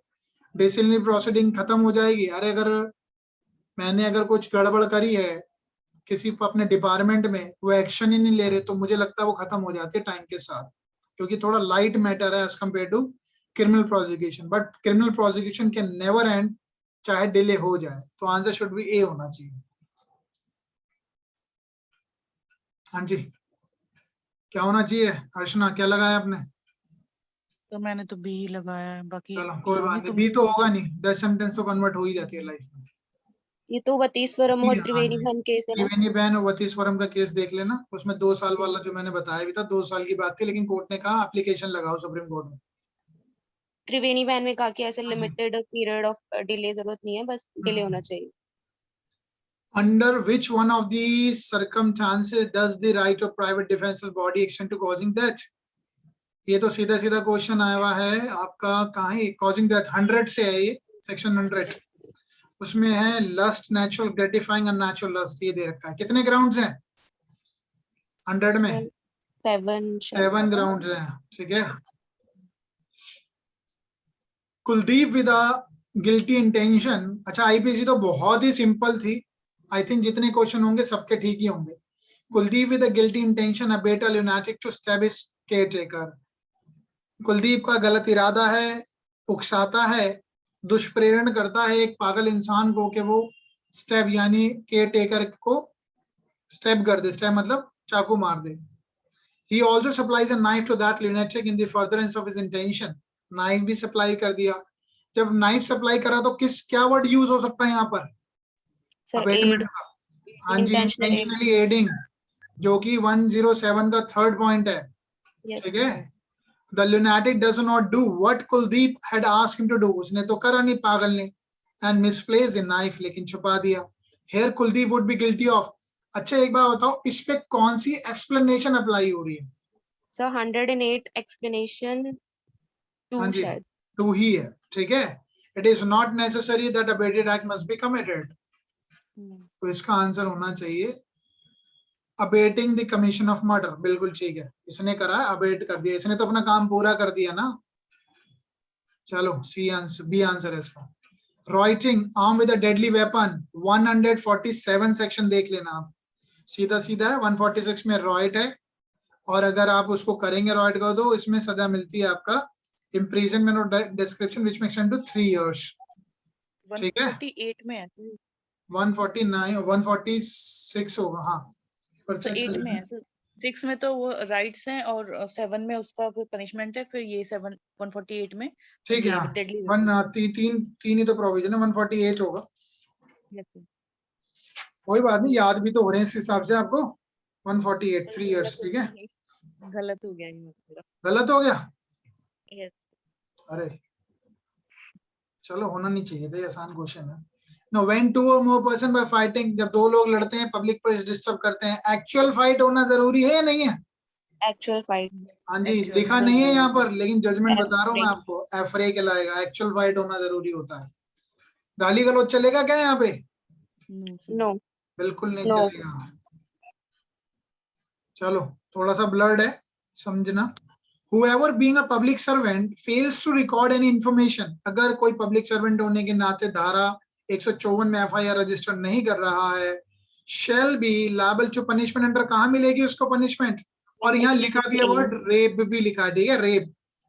तो इतने बड़े A. मामले में एफआईआर नहीं कर रहा, तो 166 का ए, 166 ए कितनी पनिशमेंट दे रखी है? कौन बताएगा? तो शायद 6 months to 6 मंथ से कम नहीं होगी, विच मेक्स इनटू 2 years, ठीक है, 2 years. Okay. याद रखना। Neeraj brother is contesting election. One of his friend and neighbor Kapil gets caught up somewhere on the day of election and does not come to vote. Vote डालने नहीं आया। उसके behalf पे नीरज ने क्या करा? नीरज कहता है पोलिंग ऑफिसर से कि दैट इज, मेरा नाम कपिल है। क्या कर रहा है? पर्सोनेट कर रहा है। क्वेश्चन ही खत्म हो जाता। नीरज अपने आप को कपिल बता रहा है और कपिल का वोट डाल देता है in favour of his brother. Neeraj is guilty of what? So Personation. Personation election, बिल्कुल ठीक है, पर्सोनेशन। चलो एक बात आप मुझे बताइए, अगर एक आदमी ने 2 जगह वोट डाल दी हो तो उसका वोट कहाँ पे काउंट होगा?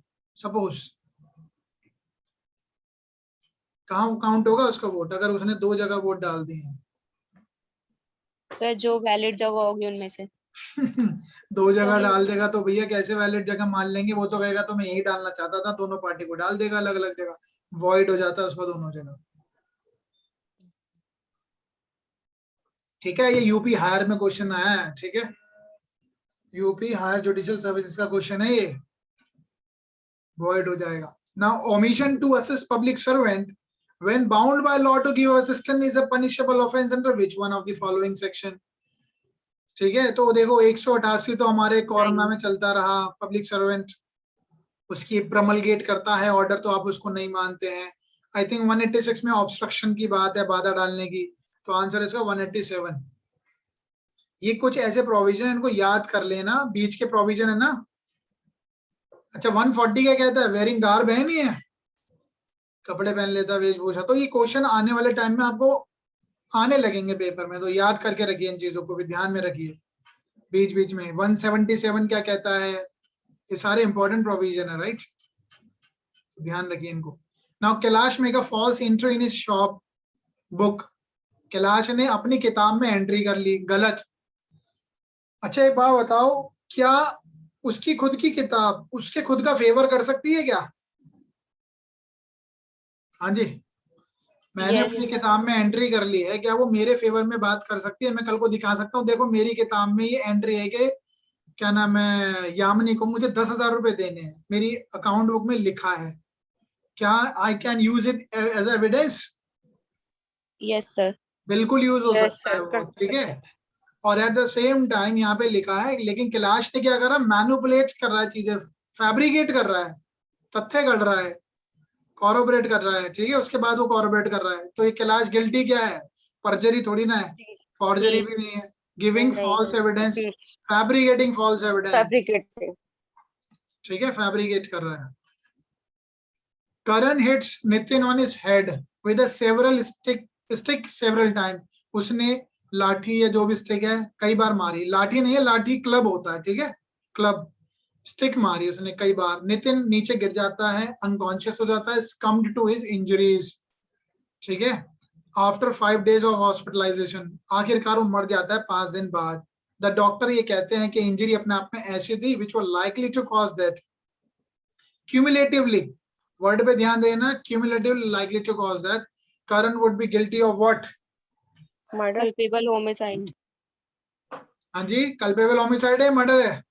सब मर्डर होना चाहिए।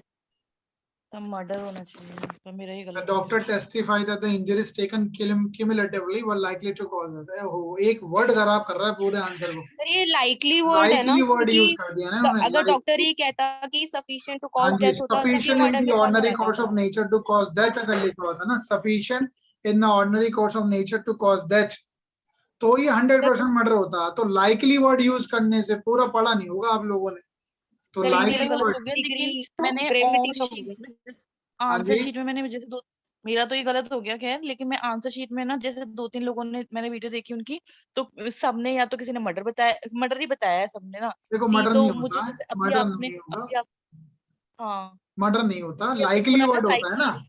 अगर हाँ, यहाँ तो पर एक फिर वर्ड लिखा होता ऑफेंडर नोज, तो भी मर्डर हो जाता। ठीक है, ऑफेंडर नोज जानता है, ठीक है, तो फिर वो स्प्लीन डिसीज वाली आ जाती, फिर 2 में आ जाता। सफिशिएंट कॉज है तो फिर ये उसमें आ जाता, क्या नाम है, सी में। लेकिन अब उसमें आ रहा है ना, ये तो लाइकली वर्ड लिख दिया, तो that is a culpable homicide not amounting to murder. उसने जो इंजरीज मारी उससे हो सकता है मर जाए, मर गया, ठीक है। तो मर्डर लोग इसलिए कह रहे होंगे क्योंकि एक केस है ना, क्यूमुलेटिव आर लिखा पुनैया, हुआ है। आर पुनैया, हाँ, तो नहीं सर, उस केस इसको ना में। कंफ्यूज करने के लिए इन्होंने लाइकली भी लिख दिया और क्यूमुलेटिवली भी लिख दिया, तो ज्यादातर बच्चे क्यूमुलेटिवली देख करके फिर इसको 300 में कर देंगे, 3 के अंदर। हाँ ठीक है, आंसर किस में कर देंगे? 300 का जो मतलब 3 पार्ट, जो थर्ड पार्ट है हाँ, क्यूमुलेटिव, उसका 3 सफिशिएंट इन हो द सकता है, ऑर्डिनरी। मेरे को इसका आंसर नहीं, या तो बी इसको मर्डर में लेके जाएंगे या इसको यहाँ लेके, लेकिन आंसर बेस्ट ऑप्शन इसका डी ही है। सर 299 के सेकंड में फॉल कर रहा है, मुझे तो ऐसा लग रहा है। हाँ, 299 के सेकंड का ही है ये, वहां पे लाइकली वर्ड लिखा है, बिल्कुल ठीक, ठीक है, तो आंसर इसका डी ही है, 100% डी है।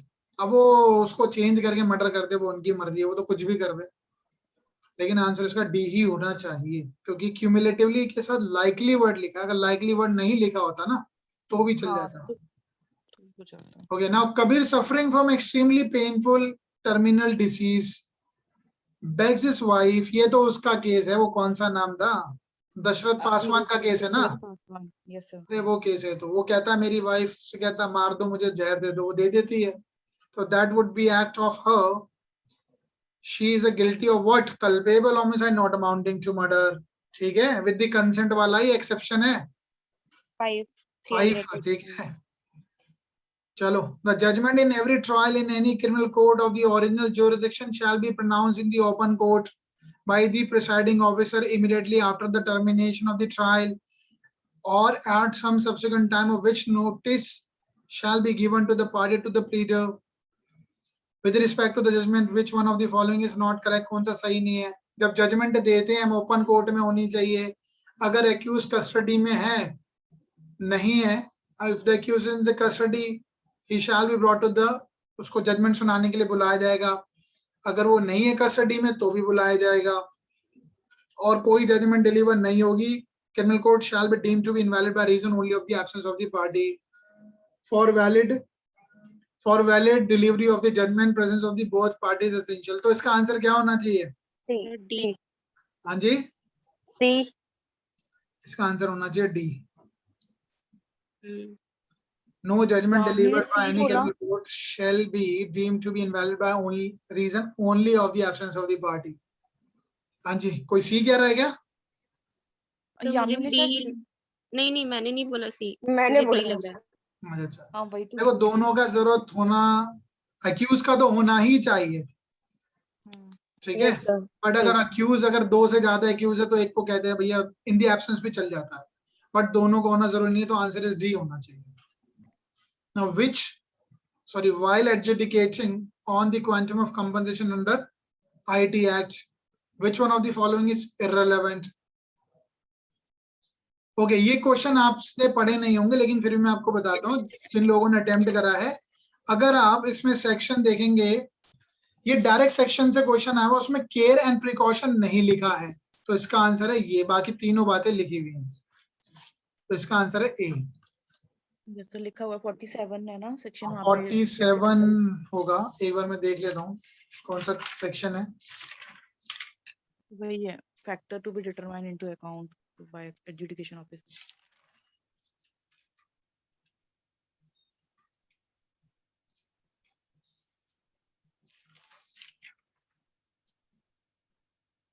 ओके, सेक्शन 47 है, बिल्कुल एज इट इज लिखी हुई है, तीनों बात है, ए नहीं लिखी हुई, तो answer is a. Okay, let's proceed further.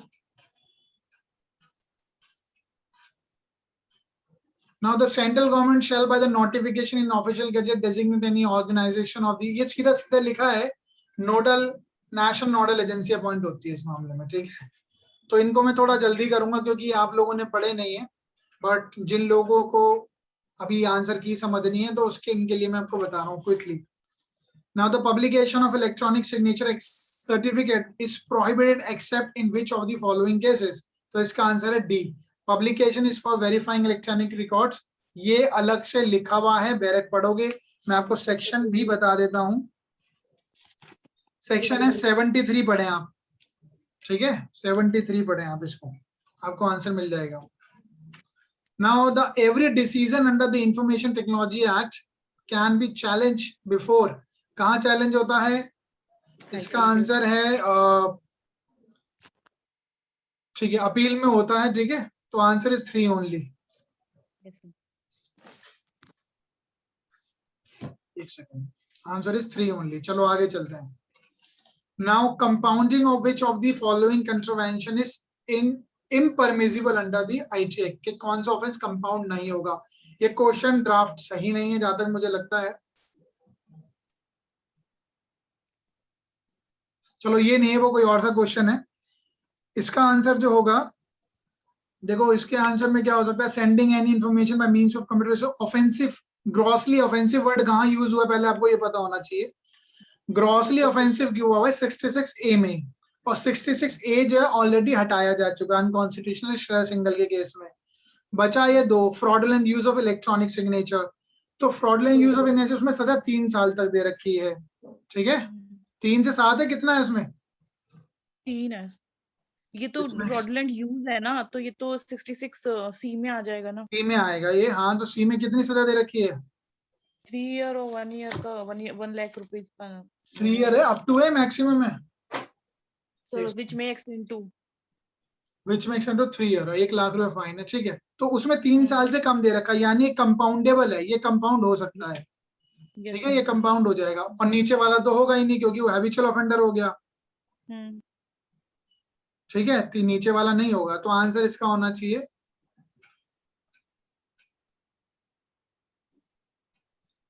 तो इसमें कंफ्यूजन है उसमें, 2 and 3। क्योंकि अगर आप श्रेया सिंगल वाला अगर वो भी छोड़ दें हम, क्योंकि अभी तो फिर 1 and 2 आंसर इसका, 1 and 2 तो ऑप्शन में नहीं है। हाँ, क्या बोल रहे हैं आप?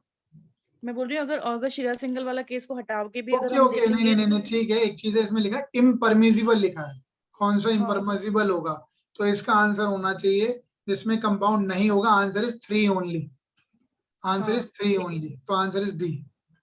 तो क्योंकि मैं वही बोल रही हूँ ना, क्योंकि अगर हम आपने क्या लगाया इसका आंसर? ये मैंने 3 ही लगाया, ओनली डी लगाया, क्योंकि यही मैंने ये आंसर इसका। इसलिए लगाया क्योंकि अगर श्रेया सिंगल, अगर वैसे 66A के अंदर पनिशमेंट जो है ना वो भी यही कहती है कि 20 साल तक एक्सटेंड टू 3 ईयर। हाँ, तो इट मीन कि वो भी कंपाउंडेबल ही था। ठीक है, कंपाउंड हो जाता है वो, इसका आंसर है 3 ओनली, ठीक है, 3 ओनली ही, 100% 3 ओनली है, ठीक है। क्योंकि कई जगह कई लोगों ने अलग अलग अरे उनको छोड़ो, जो मैं बता रहा हूँ वो सुनो। हमारे लिए 2 क्वेश्चन है डाउटफुल है, बाकी सारा कॉन्सेप्ट क्लियर है। और जो मर्डर वाला क्वेश्चन था उसका आंसर भी वो कल्पेबल होमिसाइड है, आपका गलत है, ठीक है, आई डोंट नो, क्योंकि लाइकली वर्ड यूज किया हुआ है, तो इतना तो समझ आना ही चाहिए लोगों को कि एक लाइकली वर्ड यूज हुआ है तो क्या लगाना है। Okay, now adjudicating officer under the information technology act 2000 has jurisdiction to adjudicate matter involving claim for the damage not exceeding 5 crores being created as civil court। मैं जल्दी से बता देता हूँ इसका आंसर क्या है, क्योंकि कई लोगों ने आपने पढ़ा नहीं होगा ये चीजें। इसमें आंसर है इसका बी, 1 and 2, ठीक है, 1 and 2 आंसर है इसका। Now legal, लेकिन वहाँ पे तो जुडिशियल प्रोसीडिंग बोला हुआ है कि जो भी होगा वो जुडिशियल, लेकिन सिविल कोर्ट की कुछ पावर्स दी हुई हैं उसको। हाँ पावर है, ठीक है, इसका आंसर बी ही है। एक बार आप बैरक पढ़ोगे ना तो you will get an answer. Now legal recognition of electronic records would means only, legal recognition का क्या है इसका आंसर? इसका आंसर है 2 और 3, यानी आंसर है डी, 2 and 3।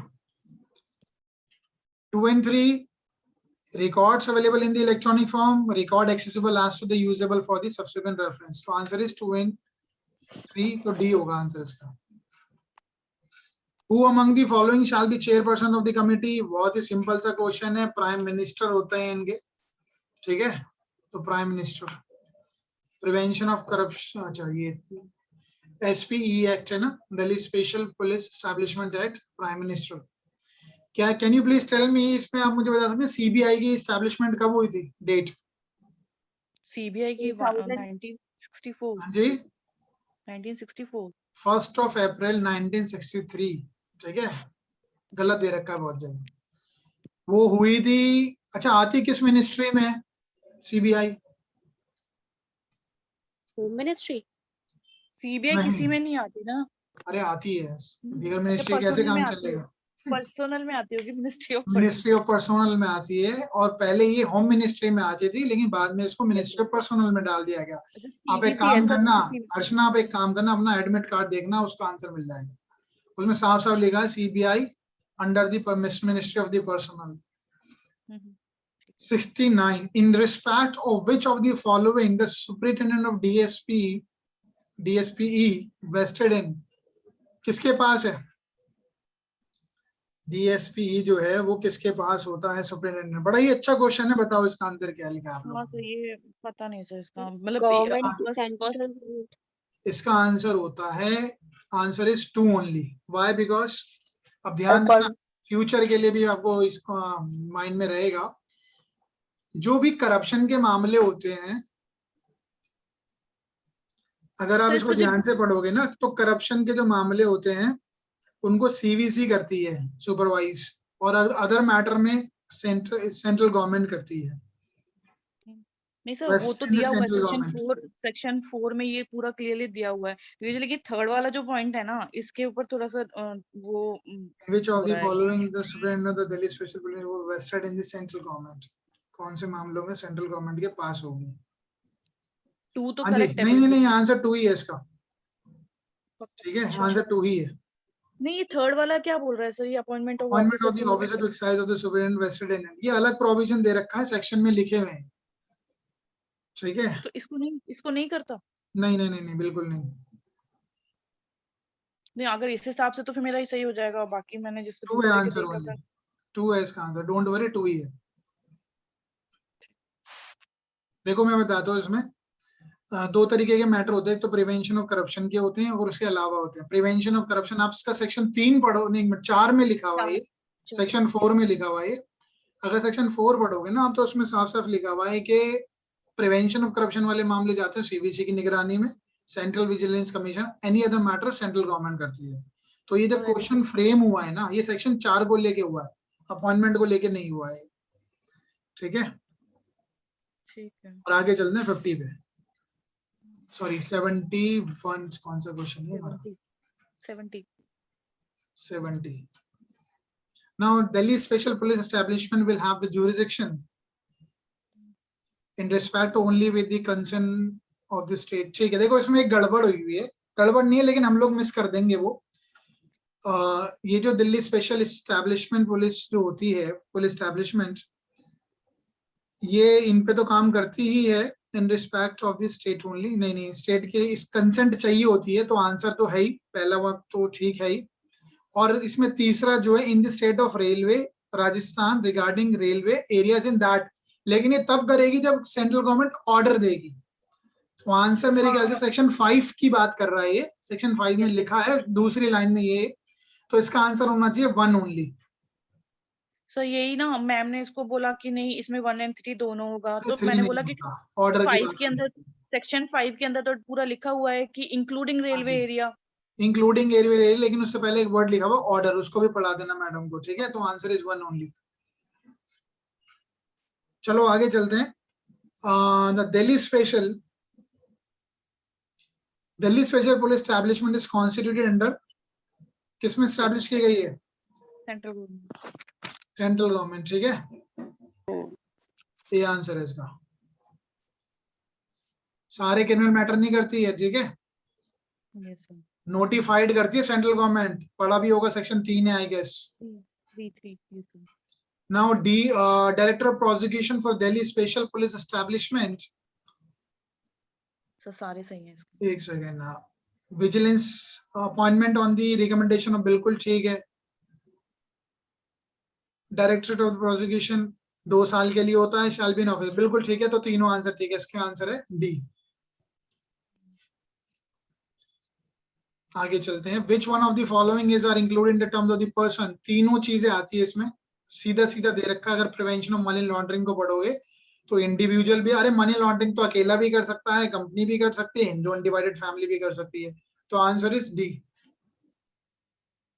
लिखा हुआ भी है बल्कि, सेक्शन आप पढ़ोगे ना, शुरू के डेफिनेशन पार्ट में। Yes, sir. Okay, now under section 5 of the Prevention of Money Laundering Act, 180. Okay बहुत सिंपल सा है, डायरेक्ट दे रखा है। प्रोविजनल अटैचमेंट होती है पहले प्रॉपर्टी, प्रोविजनल सेक्शन 5 में है, सेक्शन 8 में है कंफर्मेशन। तो आंसर इज बी, 180 दिन के लिए होता है। Who among the following has the power to arrest a person under the section 19 of the Prevention of Money Laundering Act? Okay ये चारों ही होते हैं, director, deputy director, assistant director, any other officer in his behalf. Answer is C. Which one of the following is the correct composition of adjudication authority constituted under the Prevention of Money Laundering Act? Provision, not prevention of money. Provision of the Prevention of Money Laundering Act 2002. इसका composition होता है chairperson and 2 other person. तो answer is B. Under 42 of the Prevention of Money Laundering Act, PMLA, any person agree by the decision of the tribunal की appeal जाती है high court में within 60 days. और Yes, sir. appellate tribunal में कितने दिन में जाती है? That is 45 days. ठीक है, Yes, सही है गलत है हर्षना? सही है सही है सही है। आपका ठीक है, मैं आपका पूछ रहा हूँ। हाँ सर सही है मेरा। चलो 78 करते हैं। In which one of the following cases to condition for release of an accused on the bail 45(1) prevention of money laundering में भी रिसेंटली 2019 में जजमेंट आई थी, हेल्ड अनकॉन्स्टिट्यूशनल कहा गया था। किस केस में कहा गया है? तो ये हाँ मैंने जी। अटेम्प्ट नहीं किया। इसको अटेम्प्ट नहीं किया तो हम छोड़ दें क्या? देखो हुआ क्या था, मतलब आंसर अब पता चल गया, नहीं सब यही कह रहे हैं निकेश चंद। निकेश चंद 2017 का केस था, उसको वो जो टेस्ट जो है वो इस पी चिदम्बरम में ओवररूल्ड हुआ है। तो still I would be having a doubt, एक बार हम पी चिदम्बरम को भी देख लेंगे और ए को भी देख लेंगे। लेकिन 2017 का था निकेश चंद्र, अच्छा बात तो उसमें की गई थी, लेकिन पी चिदम्बरम में हुआ है मामला। तो हम देख लेंगे, दोनों में से एक में कंफ्यूजन है। ठीक है, तो वैसे आंसर 90% डी है, बट देख लेंगे एक बार और। अब मनी लॉन्ड्रिंग होता क्या है? सबसे पहले इंसान प्लेसमेंट करता है, फिर लेयरिंग करता है, फिर इंटीग्रेशन करता है। ठीक है, Yes, sir. टेंटेड मनी जो उसकी जो गलत तरीके से कमाई हुई इनकम होती है, प्रोसीड्स ऑफ क्राइम, वर्ड सुना होगा proceeds of crime, Yes, sir. उसी का सारा झोल है। Now section 80, as per the section 4 of the Prevention of Money Laundering Act 2002, whoever commits the offense of money laundering where the proceeds of the crime, आगे ना word यही है सारा कुछ खेल, proceed of crime involved in the money laundering relates to any offense specified under para 2 of A of the schedule shall be with the rigorous imprisonment which may extend to, shall not be less than 3 years but will extend to, कितने साल की बात की गई है?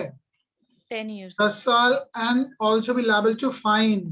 ठीक है, proviso में दिया हुआ है ये। हाँ जी, फाइन भी होगा। एंड वर्ड यूज हुआ है 10 साल के बाद, और नहीं है, फाइन तो होगा ही होगा। अरे पैसा लेके उड़ गया तो पैसा तो मंगाना पड़ेगा ना। अच्छा, पैसा उसके वो मरने के बाद क्या उसके अलर्ट से मंगवा सकते हैं? Yes sir. इंसॉल्वेंट हो जाए तो ऑफिशियल असाइन ही देगा? Yes sir. बिल्कुल देगा। बर्थ ड्यूरिंग मैरिज कंक्लूसिव, ये तो पता ही होगा, कितने महीने का बच्चा है, कितने दिन का बच्चा कंक्लूसिव माना गया है। 2 ही जगह तो कंक्लूसिव प्रूफ है, 3 जगह, 3 जगह।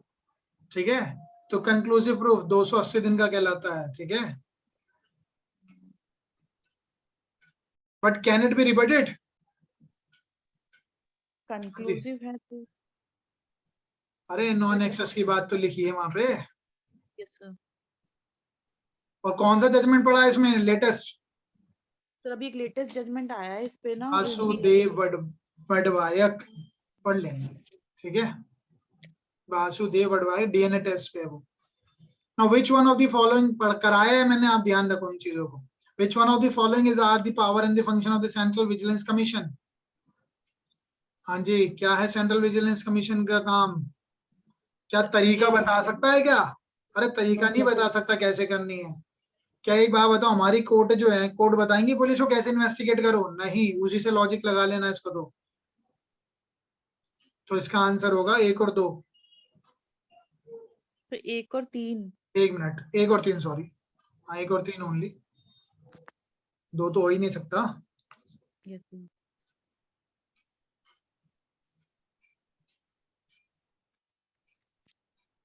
Now let's proceed. 83. No act of the proceeding of the central vigilance shall be invalid merely because of. इसका आंसर है तीनों। Yes sir. ठीक है, irregularity of the commission person not affecting the merit of the, तीनों है इसका आंसर। तो बी आंसर हो गया इसका। Now CVC had the power to inquire into any complaint regarding corruption by. देखो अब इसमें क्या है, इसका आंसर है ए। ए मतलब 1 ओनली। ये गलत हो गया सर मेरा। ठीक है, इसमें क्या है, ए और बी वाले नहीं होते हैं, देखें, ऑल एम्प्लॉय भी नहीं होते हैं, तो आंसर इज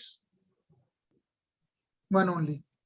इन्होंने बी भी लिख दिया ना, बी नहीं होता, सिर्फ ए होता है उसमें, तो इस वजह से गलत हो गया मेरा। Now which one of the following falls within the domain of the CVC? Advising, इसका क्या काम है? हाँ जी, सीवीसी का क्या काम है? एडवाइस करने का भी है और एक मिनट, कौन सा क्वेश्चन है? Which one of the following falls within the domain of CVC? Advising the central government, making rules, taking disciplinary action against the officer after receiving report of inquiry. इसको देख लेंगे हम, थोड़ा डाउट में है, वैसे तो सीधा आंसर लिखा ही है। आपके हिसाब से कौन सा होना चाहिए? मेरे को मिल नहीं रहा है इसका आंसर, कहाँ लिखा था मैंने, एक सेकंड। अगर इसका सेक्शन 19 और 20 अगर पढ़ते हैं तो उसमें तो लिखा हुआ है कि एडवाइस करता है रूल मेकिंग।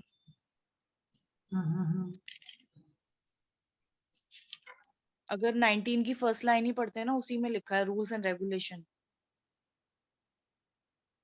तो सेंट्रल गवर्नमेंट उससे ओपिनियन मांगती है, रिकमेंडेशन, कंसल्टेशन।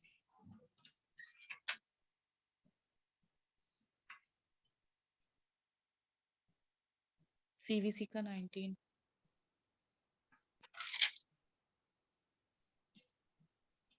चलो मैं बताता हूँ, ये मेरे को मिल नहीं रहा क्वेश्चन अभी, कहाँ पर है मेरे पास अपना, इसका आंसर लिखा तो है, देखते हैं। 85, ठीक है, अभी होल्ड पे डालते हैं, आगे चलते हैं। 85. 86. Which one of the following statement about the director of the enforcement, the director of enforcement, Ministry of Finances are correct?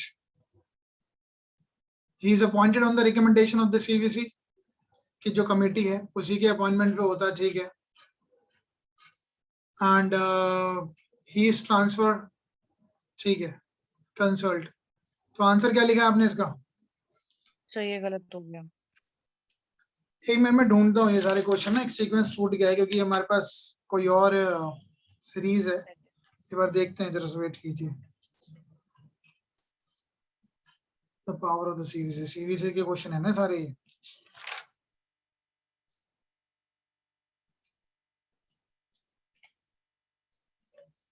पच्चीसवें का जो, आई मीन 25वां ये जो था ना, ठीक है, एक मिनट, ओके। तो ये 25 का आंसर वैसे जो दे रखा है 1 और 3 है।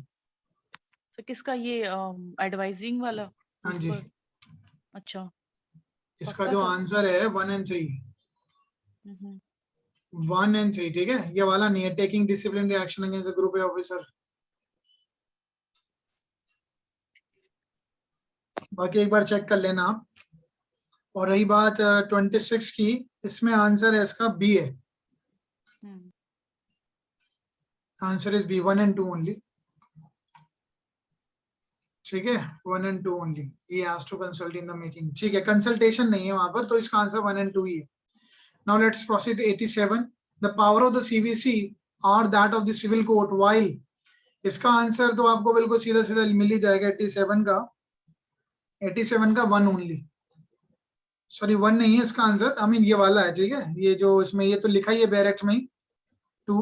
तो ये कौन सा सेक्शन होगा सर? ये सेक्शन एक मिनट में बताता हूँ आपको, सीवीसी देख लेना, बिल्कुल सीधा लिखा हुआ है ये 81C, मैंने ढूंढा asking an agency to forwarding, तो इसका आंसर 2 होना चाहिए only. asking any agency to forward any report to the inquiry made by two only.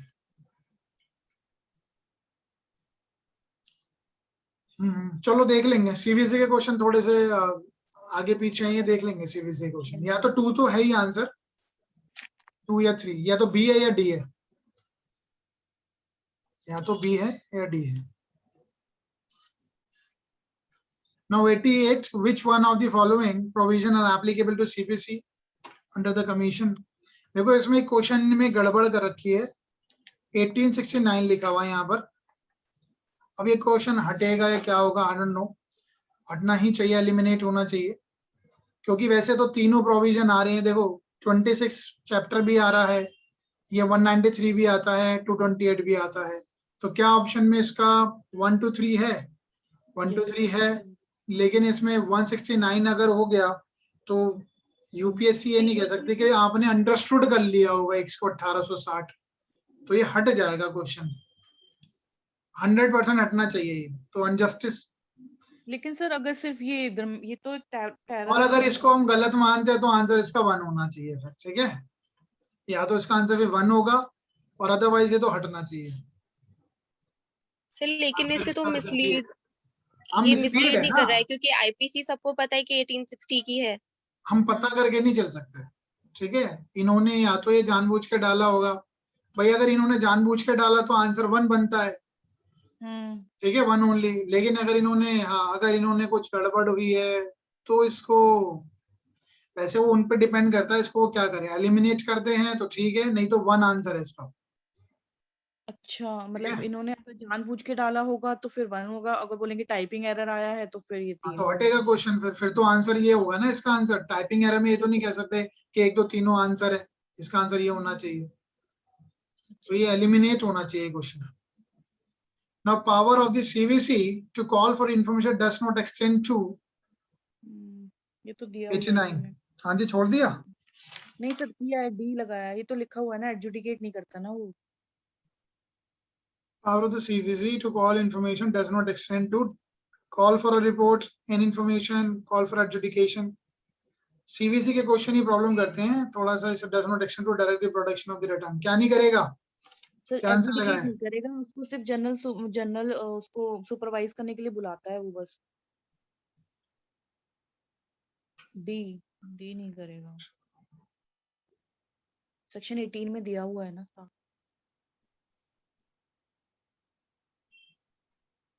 B नहीं करेगा, direct the production of the production statement from all the, क्या नहीं करेगा? Adjudicate नहीं करेगा सर, डी जो लिखा हुआ है ना, एडजुडिकेट ओवर द। डी कह रहे हो आप, मेरे को लगा बी कह रहे हो, ठीक है देख लेंगे इसको थोड़ा सीवीसी के। हाँ अगर डायरेक्ट डायरेक्ट है ना, वैसे तो डायरेक्ट डायरेक्ट से क्वेश्चन, ठीक है। करप्शन के मैटर तो कोर्ट में एडजुडिकेट होंगे ना, स्पेशल कोर्ट बनेगी, तो डी आंसर होना चाहिए इसका। Yes sir. ओके आगे चलते हैं, देन वी हैव 89 के बाद 90। नाउ तो पब्लिक सर्वेंट कौन है? सारे पब्लिक सर्वेंट है, जज भी है, आर्बिट्रेटर भी है, असिस्टेंट प्रोफेसर भी, तो डी आंसर होना चाहिए। Now, a special judge appointed to try offence under the Prevention of Corruption Act can try in the summary way an offence committed by a public servant in relation to the contravention of what? इसका answer है ये दोनों है, 1 और 2, ठीक है। तो क्या आंसर लगाया है इसका? तो यही लगाया है 1 और 2। इसका आंसर है 1 and 2 ओनली। ये क्योंकि मैंने ना हाथ से लिखे थे ये, तो मुझे वो याद रहा था कि बी तो नहीं है इसका, ये जो लिखा है ना छोटा सा बी। ठीक है, ये तो डायरेक्ट आपका सेक्शन बेस्ड है, पूरा लिखा हुआ है clear. Which one of the following statement regarding qualification of the special जज under the prevention of corruption act, क्या होना चाहिए? एडिशनल सेशन जज हो सकता है, ठीक है। जनरली कौन कौन होता है? सेशन जज, एडिशनल सेशन जज और असिस्टेंट, तो एडिशनल सेशन जज इसका आंसर है। When can it be said that the public servant has committed misconduct? कब माना जाएगा उसने मिसकंडक्ट किया है, कब माना जाएगा? सारे ही हैं sir, fraudulent, dishonest, intentionally use, illicit। हाँ जी सारे ही हैं, ठीक है, ये तो सेक्शन 13 दे रखा है, यस सर। ठीक है। आंसर इज डी हो जाएगा। हाँ जी डी है, ठीक है, आंसर इज डी। सेक्शन 13 पढ़ोगे तो ये मिलेगा।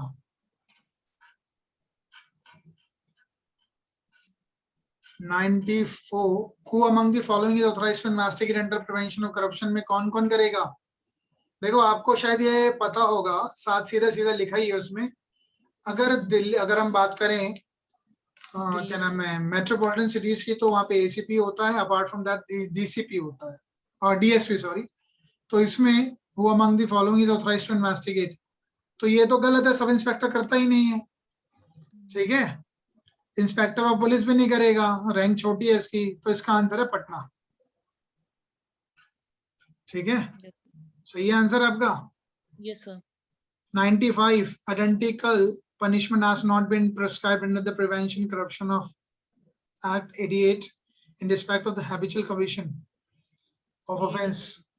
क्या है ये क्वेश्चन ही क्या अजीब सा बनाया है, मैं तो कई बहुत टाइम लगे इसको पढ़ने में। एक मिनट, ओके, ये देखो सिंपल सा क्वेश्चन है, लेकिन हाँ घुमा रखा है। सेम जैसी पनिशमेंट कहाँ नहीं दे रखी, identical punishment has not been prescribed, किन ऑफेंस में से? इन चारों की पहली बात तो आपको पनिशमेंट पता होनी चाहिए, then only you can mark it. अरे आपको अगर पनिशमेंट नहीं पता तो नहीं कर पाओगे। अब मैं बताता हूँ आपको कैसे होगा इसका। In respect of the habitual commission of the offence, abetment of offence of the public servant obtaining valuable thing without the consideration, ये सेक्शन 11 की बात कर रहा है, ठीक है। वहाँ पे तो 6 month and 5 year which 6 to 5 है। Taking gratification to influence public servant by the corrupt और इलीगल मींस, कितना लिखा है वहाँ पे? 3 to 7। टेकिंग ग्रेटिफिकेशन, टेकिंग कहाँ पे लिखा हुआ वर्ड? सेक्शन 7, 8, 9 देता है taking gratification to influence the public 7A हो गया सर्वेंट। ना ये 7A, क्योंकि पब्लिक सर्वेंट के लिए ले रहा है ना। टेकिंग और सी, a public servant dishonestly misruled any property entrusted to him, a public servant. The gratification for exercise of the public influence with the public servant, ये हो गया आपका 7A, taking gratification for exercise of the person influence with the public servant, ये है 7A, ये 7 है, B में 7 है, इसमें 7A है। अच्छा, अरे यहाँ पे लिखा हुआ अबेटमेंट, देखो क्या लिखा है वर्ड अबेटमेंट। अबेटमेंट की सजा कितनी होती है? अबेटमेंट के 3 years, हाँ ठीक है, 7। तो तीनों में 3 ईयर है, इसका आंसर है ये सी है, इसका आंसर वहां लिखा है 4 से 10 साल, तो ठीक मैंने है। तो सी लगाया है, लेकिन आंसर सब जो बोल रहे हैं उसके हिसाब से वो बोल रहे हैं तो उन्हें ए। आता नहीं है ना। तो आपने क्या बताया, क्या अबेटमेंट की सजा कितनी होती है? अबेटमेंट की 3 year दे रखी है। अच्छा, तो 3 ईयर दे रखी है ना तीनों में, इन तीनों में 3 है, इसमें 4 से 10 साल दे रखा है, ये अलग हो गया। अच्छा, तो इन्होंने ए में 2 चीजें घुसा दी, एक तो ये विदाउट कंसिडरेशन एंड 11 हो गया, और ये अबेटमेंट कर दिया, तो इन्होंने अरे 12 क्वेश्चन को बना नहीं दिया। समझ पा रहे लोग, यहाँ लिखा अबेटमेंट ऑफ ऑफेंस, उसका उकसाना। अरे ऑफेंस किसी का भी उकसाना तो एक ही सेक्शन है ना। सेक्शन ये कौन सा है? 12 या 12 सेक्शन है ये, तो 12 सेक्शन है, तो 12 में 3 साल लिखी हुई है, ठीक है। तो 3 साल से 7 साल, इसमें भी 3 साल से 7 साल है, इसमें भी 3 साल से 7 साल है, बचा कौन सा? यही तो बचा 4 से 10। मैंने आंसर, जब मैं आंसर लगाई थी तो मैंने पनिशमेंट सबकी लिख ली, सबकी लिख के देखा तो 333 आ रहा था, फिर तुक्का मार के मैंने कहा यार यही 4 आ रहा है, इसी को कर देते तुक्का नहीं, यही लॉजिक है, लॉजिक ही लगाना होता है। और जो इसको गलत कह रहे हैं पहले उनसे को पढ़ो, बैरेट को ध्यान से पढ़ो, यस ठीक है। Which one of the following statement regarding the prevention of corruption is not correct, कौन सा ठीक नहीं है? C, which review one of नहीं द करता। Following regarding the prevention of corruption not correct, C नहीं है, ठीक है। रिव्यू नहीं करती, अरे रिव्यू तो अपनी कोर्ट खुद ही करती है, वहीं से सही हो जाता है। हाई कोर्ट के पास रिव्यू करते हैं कोई? रिवीजन होता है हाई कोर्ट के पास।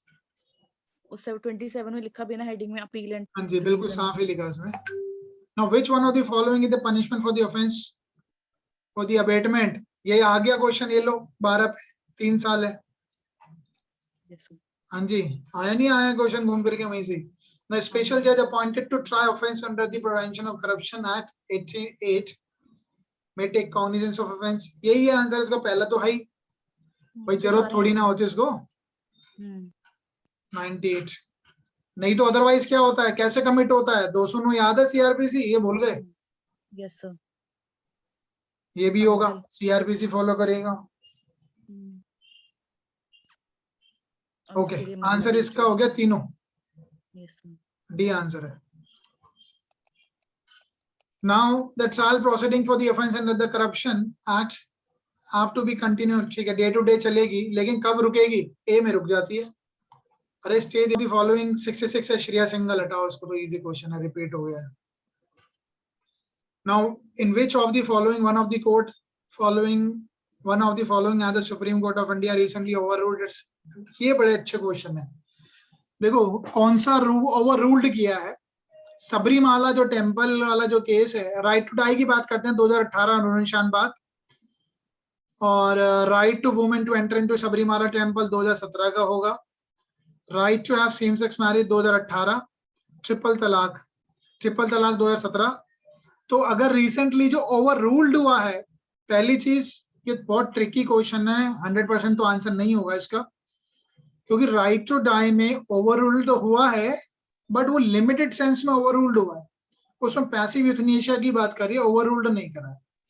तो I think the answer should be C होना चाहिए. व्हाई? बिकॉज क्योंकि recently in the Navtej Singh Johar के केस में ओवर रूल्ड जो हुआ है वो रिसेंट पूछ रहा है, तो उसको ओवर रूल्ड करा है सुप्रीम कोर्ट ने अपने ही डिसीजन को, जबकि सबरीमाला जो है वो केरला का डिसीजन है, वो तो उसको ओवर रूल्ड करा है. तो सुप्रीम कोर्ट ने अपने ही डिसीजन को ओवर रूल करा हो, सबरीमाला में तो ऐसा था ही नहीं. हाँ जी. Yes, sir. Any other view? Welcomed. हाँ जी, क्या नाम है? यामिनी, पूर्णिमा. राइट टू डाई नहीं होगा. राइट टू डाई एक लिमिटेड सेंस में ही तो बात करी है, पैसे यूथनेशिया तो अलाउड करा है. ओवररूल तो नहीं हुआ ना, क्योंकि ज्ञान कौर वाले केस में तो बोल ही दिया था कि नहीं है राइट टू डाई. तो ओवररूल वाली बात तो ओवररूल भी तो होना चाहिए, अपने ही डिसीजन को ओवररूल करा हो. तो डिसीजन तो वो भी लेटेस्ट की बात कर रहा है. और अरुणा शानबाग कब का केस है? 2012 या 11 का है. 11 का, 2011 का केस अभी आया था ना ऊपर कहीं. Yes, sir. चलो इसमें नहीं था, वैसे 2011 का है वो, और ये 2018 का है, सेम सेक्स मैरिजेस का, रिलेशन का, नॉट मैरिज रिलेशनशिप. तो आंसर सी होना चाहिए. मोस्ट एप्रोप्रिएट तो यही लग रहा है. सी ही है वैसे तो. बाकी देखते हैं. Which one of the following the latest edition. अब इसमें इंटरनेट को जोड़ा गया है. ठीक है, इंटरनेट को जोड़ा गया है. राइट टू इंटरनेट जो जोड़ा है ना, वो आर्टिकल 21 में नहीं जोड़ा, वो 19 के अंदर उसको कंसीडर किया गया है. अब वो मैंने कि आप कुछ भी होगा, हमने तो बी लगा. 21 भी है उसमें, जो 19 के ए से जुड़ेगा, freedom of speech and expression. ये जम्मू एंड कश्मीर की तो बात है 21 से. ठीक है, इंटरनेट हमारा क्या है, राइट. ये फाहिमा शेख का शरीन का जो केस आया उसमें बोला है ये right to internet services Kerala. एक बार देख लेते हैं, देख लेना. वैसे तो आंसर डी होना चाहिए. अगर डी नहीं है तो फिर ए ही है. तो 21 में ही ऐड किया है, 21 एंड 21A, क्योंकि एजुकेशन के ऊपर था ना ये. हाँ वही. हाँ, ये तो जम्मू एंड कश्मीर का पूरा कंट्रोवर्सी रही थी. चलो डी है इसका आंसर. बाकी आपकी मैडम क्या बोल रही है, आई डोंट नो. मेरे को तो समझ आ गया. Now 103, which one of the following is provided by the Constitution? 104, which one of the following is? ये तो इजी सा है. 104 में क्या करा है? अरे रिजर्वेशन दी है ना, SC ST को 10% 10 साल के लिए बढ़ा दी गई थी. कोरोना काल में यही काम तो करा उन्होंने. तो सी आएगा इसका आंसर. ठीक है, 80 इयर्स के लिए कर दिया गया है, और एंग्लो इंडियन के लिए नहीं है. ये भी बात है, वो भी खत्म हो गई है. ठीक है. Now 104, the Constitution of India expressly contain which one of the following kind of reservation? कौन से रिजर्वेशन को रखता है? एक्सप्रेसली बताया गया है. भाई एक बार बताओ, पूरा कॉन्स्टिट्यूशन आप लोगों ने पढ़ा है, कहीं ओबीसी के बारे में 27% की बात की है? No sir, economic weaker section. सिर्फ इनके बारे में बताया गया है, सिर्फ इनके बारे में लिख दिए गया है 10% पूरा का पूरा. नहीं तो बात कहीं नहीं, कहीं जजमेंट से हुआ है. ये तो मंडल कमीशन से आया 27%. संविधान में कहीं नहीं लिखा, ना 15% SC के लिए लिखा, ना 7.5. तो आंसर इज ए. बहुत अच्छे क्वेश्चन है, लॉजिक बढ़िया लगाया बनाने वाले ने. विच one of the following statement about the national commission for backward class is correct? अरे एनसीबी जो है वो कॉन्स्टिट्यूशनल बॉडी है या नहीं है? Yes sir, 338B. बिल्कुल, अभी रिसेंटली ऐड हुई है, 102 में ऐड हुआ है. ये है इसका आंसर सी. 338B. ए क्या 338 क्या है? SC commission, ST A. ठीक है. और 340 41 में 341 और 42 में SC और ST के बारे में बात की गई है. प्रेसिडेंट डिक्लेयर करेगा. रिसेंट अमेंडमेंट भी आई है 105th, वो भी 105 वो भी इसी ओबीसी से regarding रिलेटेड है। है, ध्यान रखो स्टेट को बिल्कुल। पावर दिया रिजर्वेशन। हाँ जी। Now the in calculation fraction for the term of the punishment, अरे ये तो सेक्शन 57 है, 20 साल होता है ना, कहाँ गया? Yes sir. 20 years, answer is a. अब ये सारी चीजें ना जब हमने आईपीसी पढ़ी थी ना तो बहुत अच्छे से एम्फसाइज करा था, इसका कोई लॉजिक नहीं, लेकिन 20 साल रट्टा मान लेना, ये भी कहा था सेक्शन 57 फ्रैक्शन। और फ्रैक्शन को हम कभी यूज करते हैं जब हम अटेम्प्ट की तरफ जाते हैं, अटेम्प्ट। ठीक है ना। What is the maximum duration for the which N offender may be kept in the solitary confinement, हमेशा आता है, हर पेपर में आता है क्वेश्चन। 3 महीने 3 at a time, 14 days, 14 days in a month, 7 days, 7 days। 7 R is a working, section 80, उसकी कुल्हाड़ी निकल के, उसका लोहा जो हैचेट है वो निकल के लग जाता है, ऑलरेडी वार्निंग दे चुका है, एक्सीडेंट कहलाएगा। कहा गया? तो R would not be guilty of any offence. उसने क्या करा, उसने कहा था तो हट जाओ यहाँ से, बच्चे फिर भी खेल रहे हैं, खेलते रहो फिर। Except in the case of sexual offense, the consent of the child would be a valid consent in the eye of law when the child is of। हाँ जी हमने, आप बताइए इसका आंसर, जल्दी बताइए, सोचने से ज्यादा पड़ रहा है क्या? सर मैंने पढ़ा नहीं question. Except in the case of sexual offenses, उनको छोड़कर the consent of the child would be valid consent होगी in the eye of law। तो आंसर should be 12 years। सी होना चाहिए, ठीक है। ये सेक्शन 90 से आया हुआ है। Yes yes.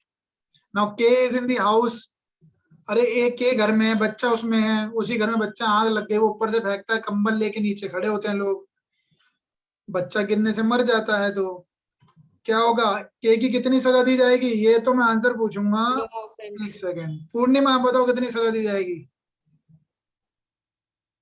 चलो जल्दी बता दो, खत्म करते हैं, माइंड अप करते हैं। नो ऑफेंस, ठीक है।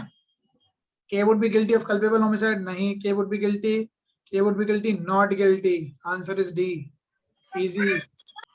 आगे चलते जल्दी से, 10 क्वेश्चन बचे हैं। Normally a warrant of arrest issued by the criminal court under the CRPC remains in the force। पहले एक बार बताइए कब तक रहता है CR, मैं ऑप्शन नहीं दिखा रहा हूँ आपको। CRPC में अगर वारंट इशू हुए हैं तो कब तक एनफोर्स रहेंगे वो? until it is executed or cancelled by the court। Until is executed or cancelled, बिल्कुल साफ साफ लिखा हुआ है। तो अगर एग्जीक्यूटेड की बात नहीं है तो until it is cancelled by court, कौन सी कोर्ट कैंसिल करेगी?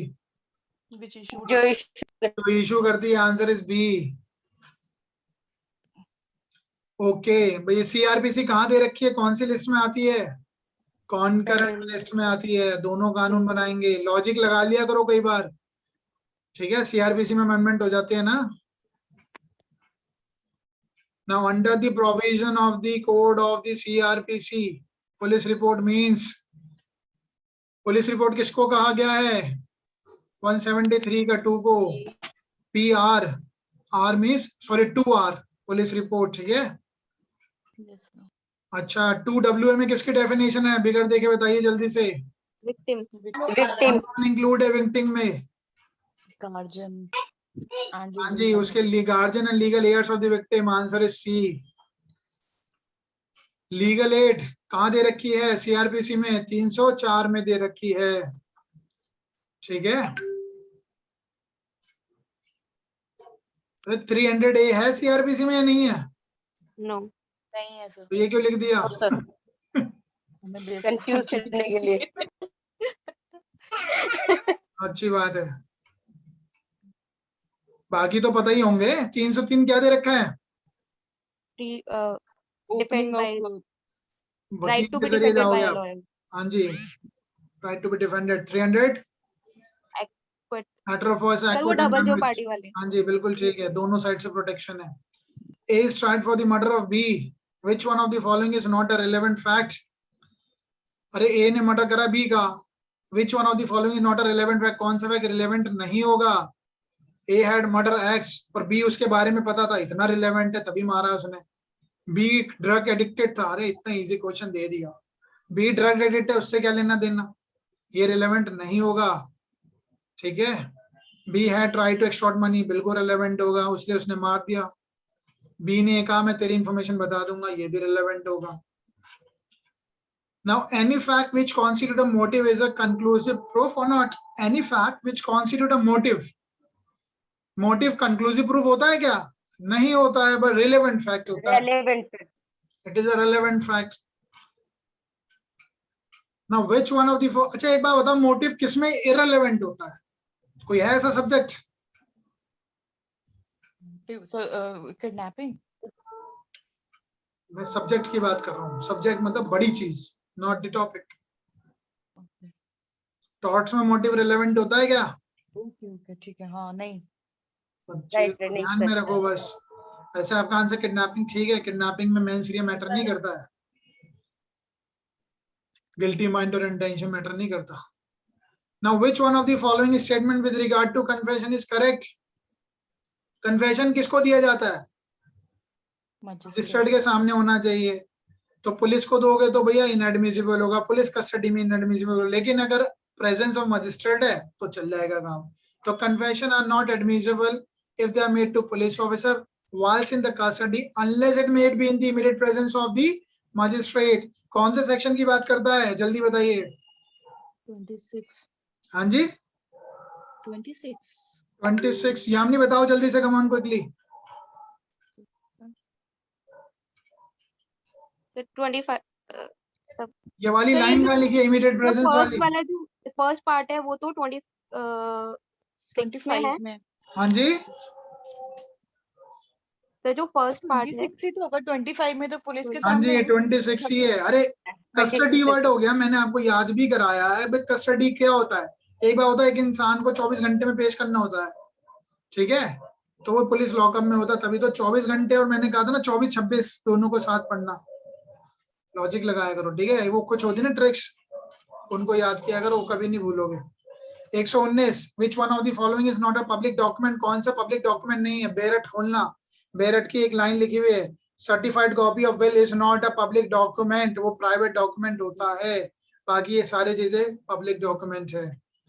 Okay, now last question is burden of proof किस पे होगा? दावा जब डाला जाएगा वो होता है, इसको आप पढ़ना 102. सीधा सीधा लिखा है, the one who would fail if no evidence at all were given on the either side. तो आंसर इज डी. हमारे क्वेश्चन होगा 120. ठीक है, आई होप अब आप लोग इससे अपना मैच कर लेंगे. 2-4 क्वेश्चन को अगर छोड़ दें तो आपको अंदाजा लग जाएगा कि आपके कितने ठीक है, कितने सही हैं. मोर और लेस जो डिस्कस किया है वो ठीक ही, और 99% तो ठीक है. बट फिर भी वेट फॉर दी आंसर की. और जिसके 100 और 105 के बीच में है या 95 से भी अबव है, तो आई वुड से कि वो कहीं ना कहीं सेफर जोन में है. 100 प्लस वाले तो सेफर जोन में होंगे ही, क्योंकि मेरिट इसकी हाई ही जाएगी वैसे. और जिसके 110 होने चाहिए, easily you can mark 110, it's not a difficult paper. तो बाकी अपने हिसाब से आप देख लीजिए. पिछली मेरिट को ध्यान में रखते हुए 110 आई वुड से बहुत सेफ है. 105 भी सेफ है. 110 से 105 वाले 100 से लेके 110 तक बिल्कुल सेफ जोन में आप आ सकते हैं. ठीक है, क्योंकि छोटी छोटी मिस्टेक हैं. वो छोटी mistake generally CVC CV central vigilance वाले एक्ट को लेकर हो सकती है, आईटी वाले को लेके हो सकती है, प्रिवेंशन ऑफ करप्शन. बाकी आईपीसी तो इजी था ही. नाउ यू कैन जस्ट अपने मार्क्स देख सकते हैं कितना आए होंगे. Then you can text it to me कि कितने मार्क्स हैं. कॉन्फिडेंशियली भी भेज दीजिएगा, ठीक है. So वैसे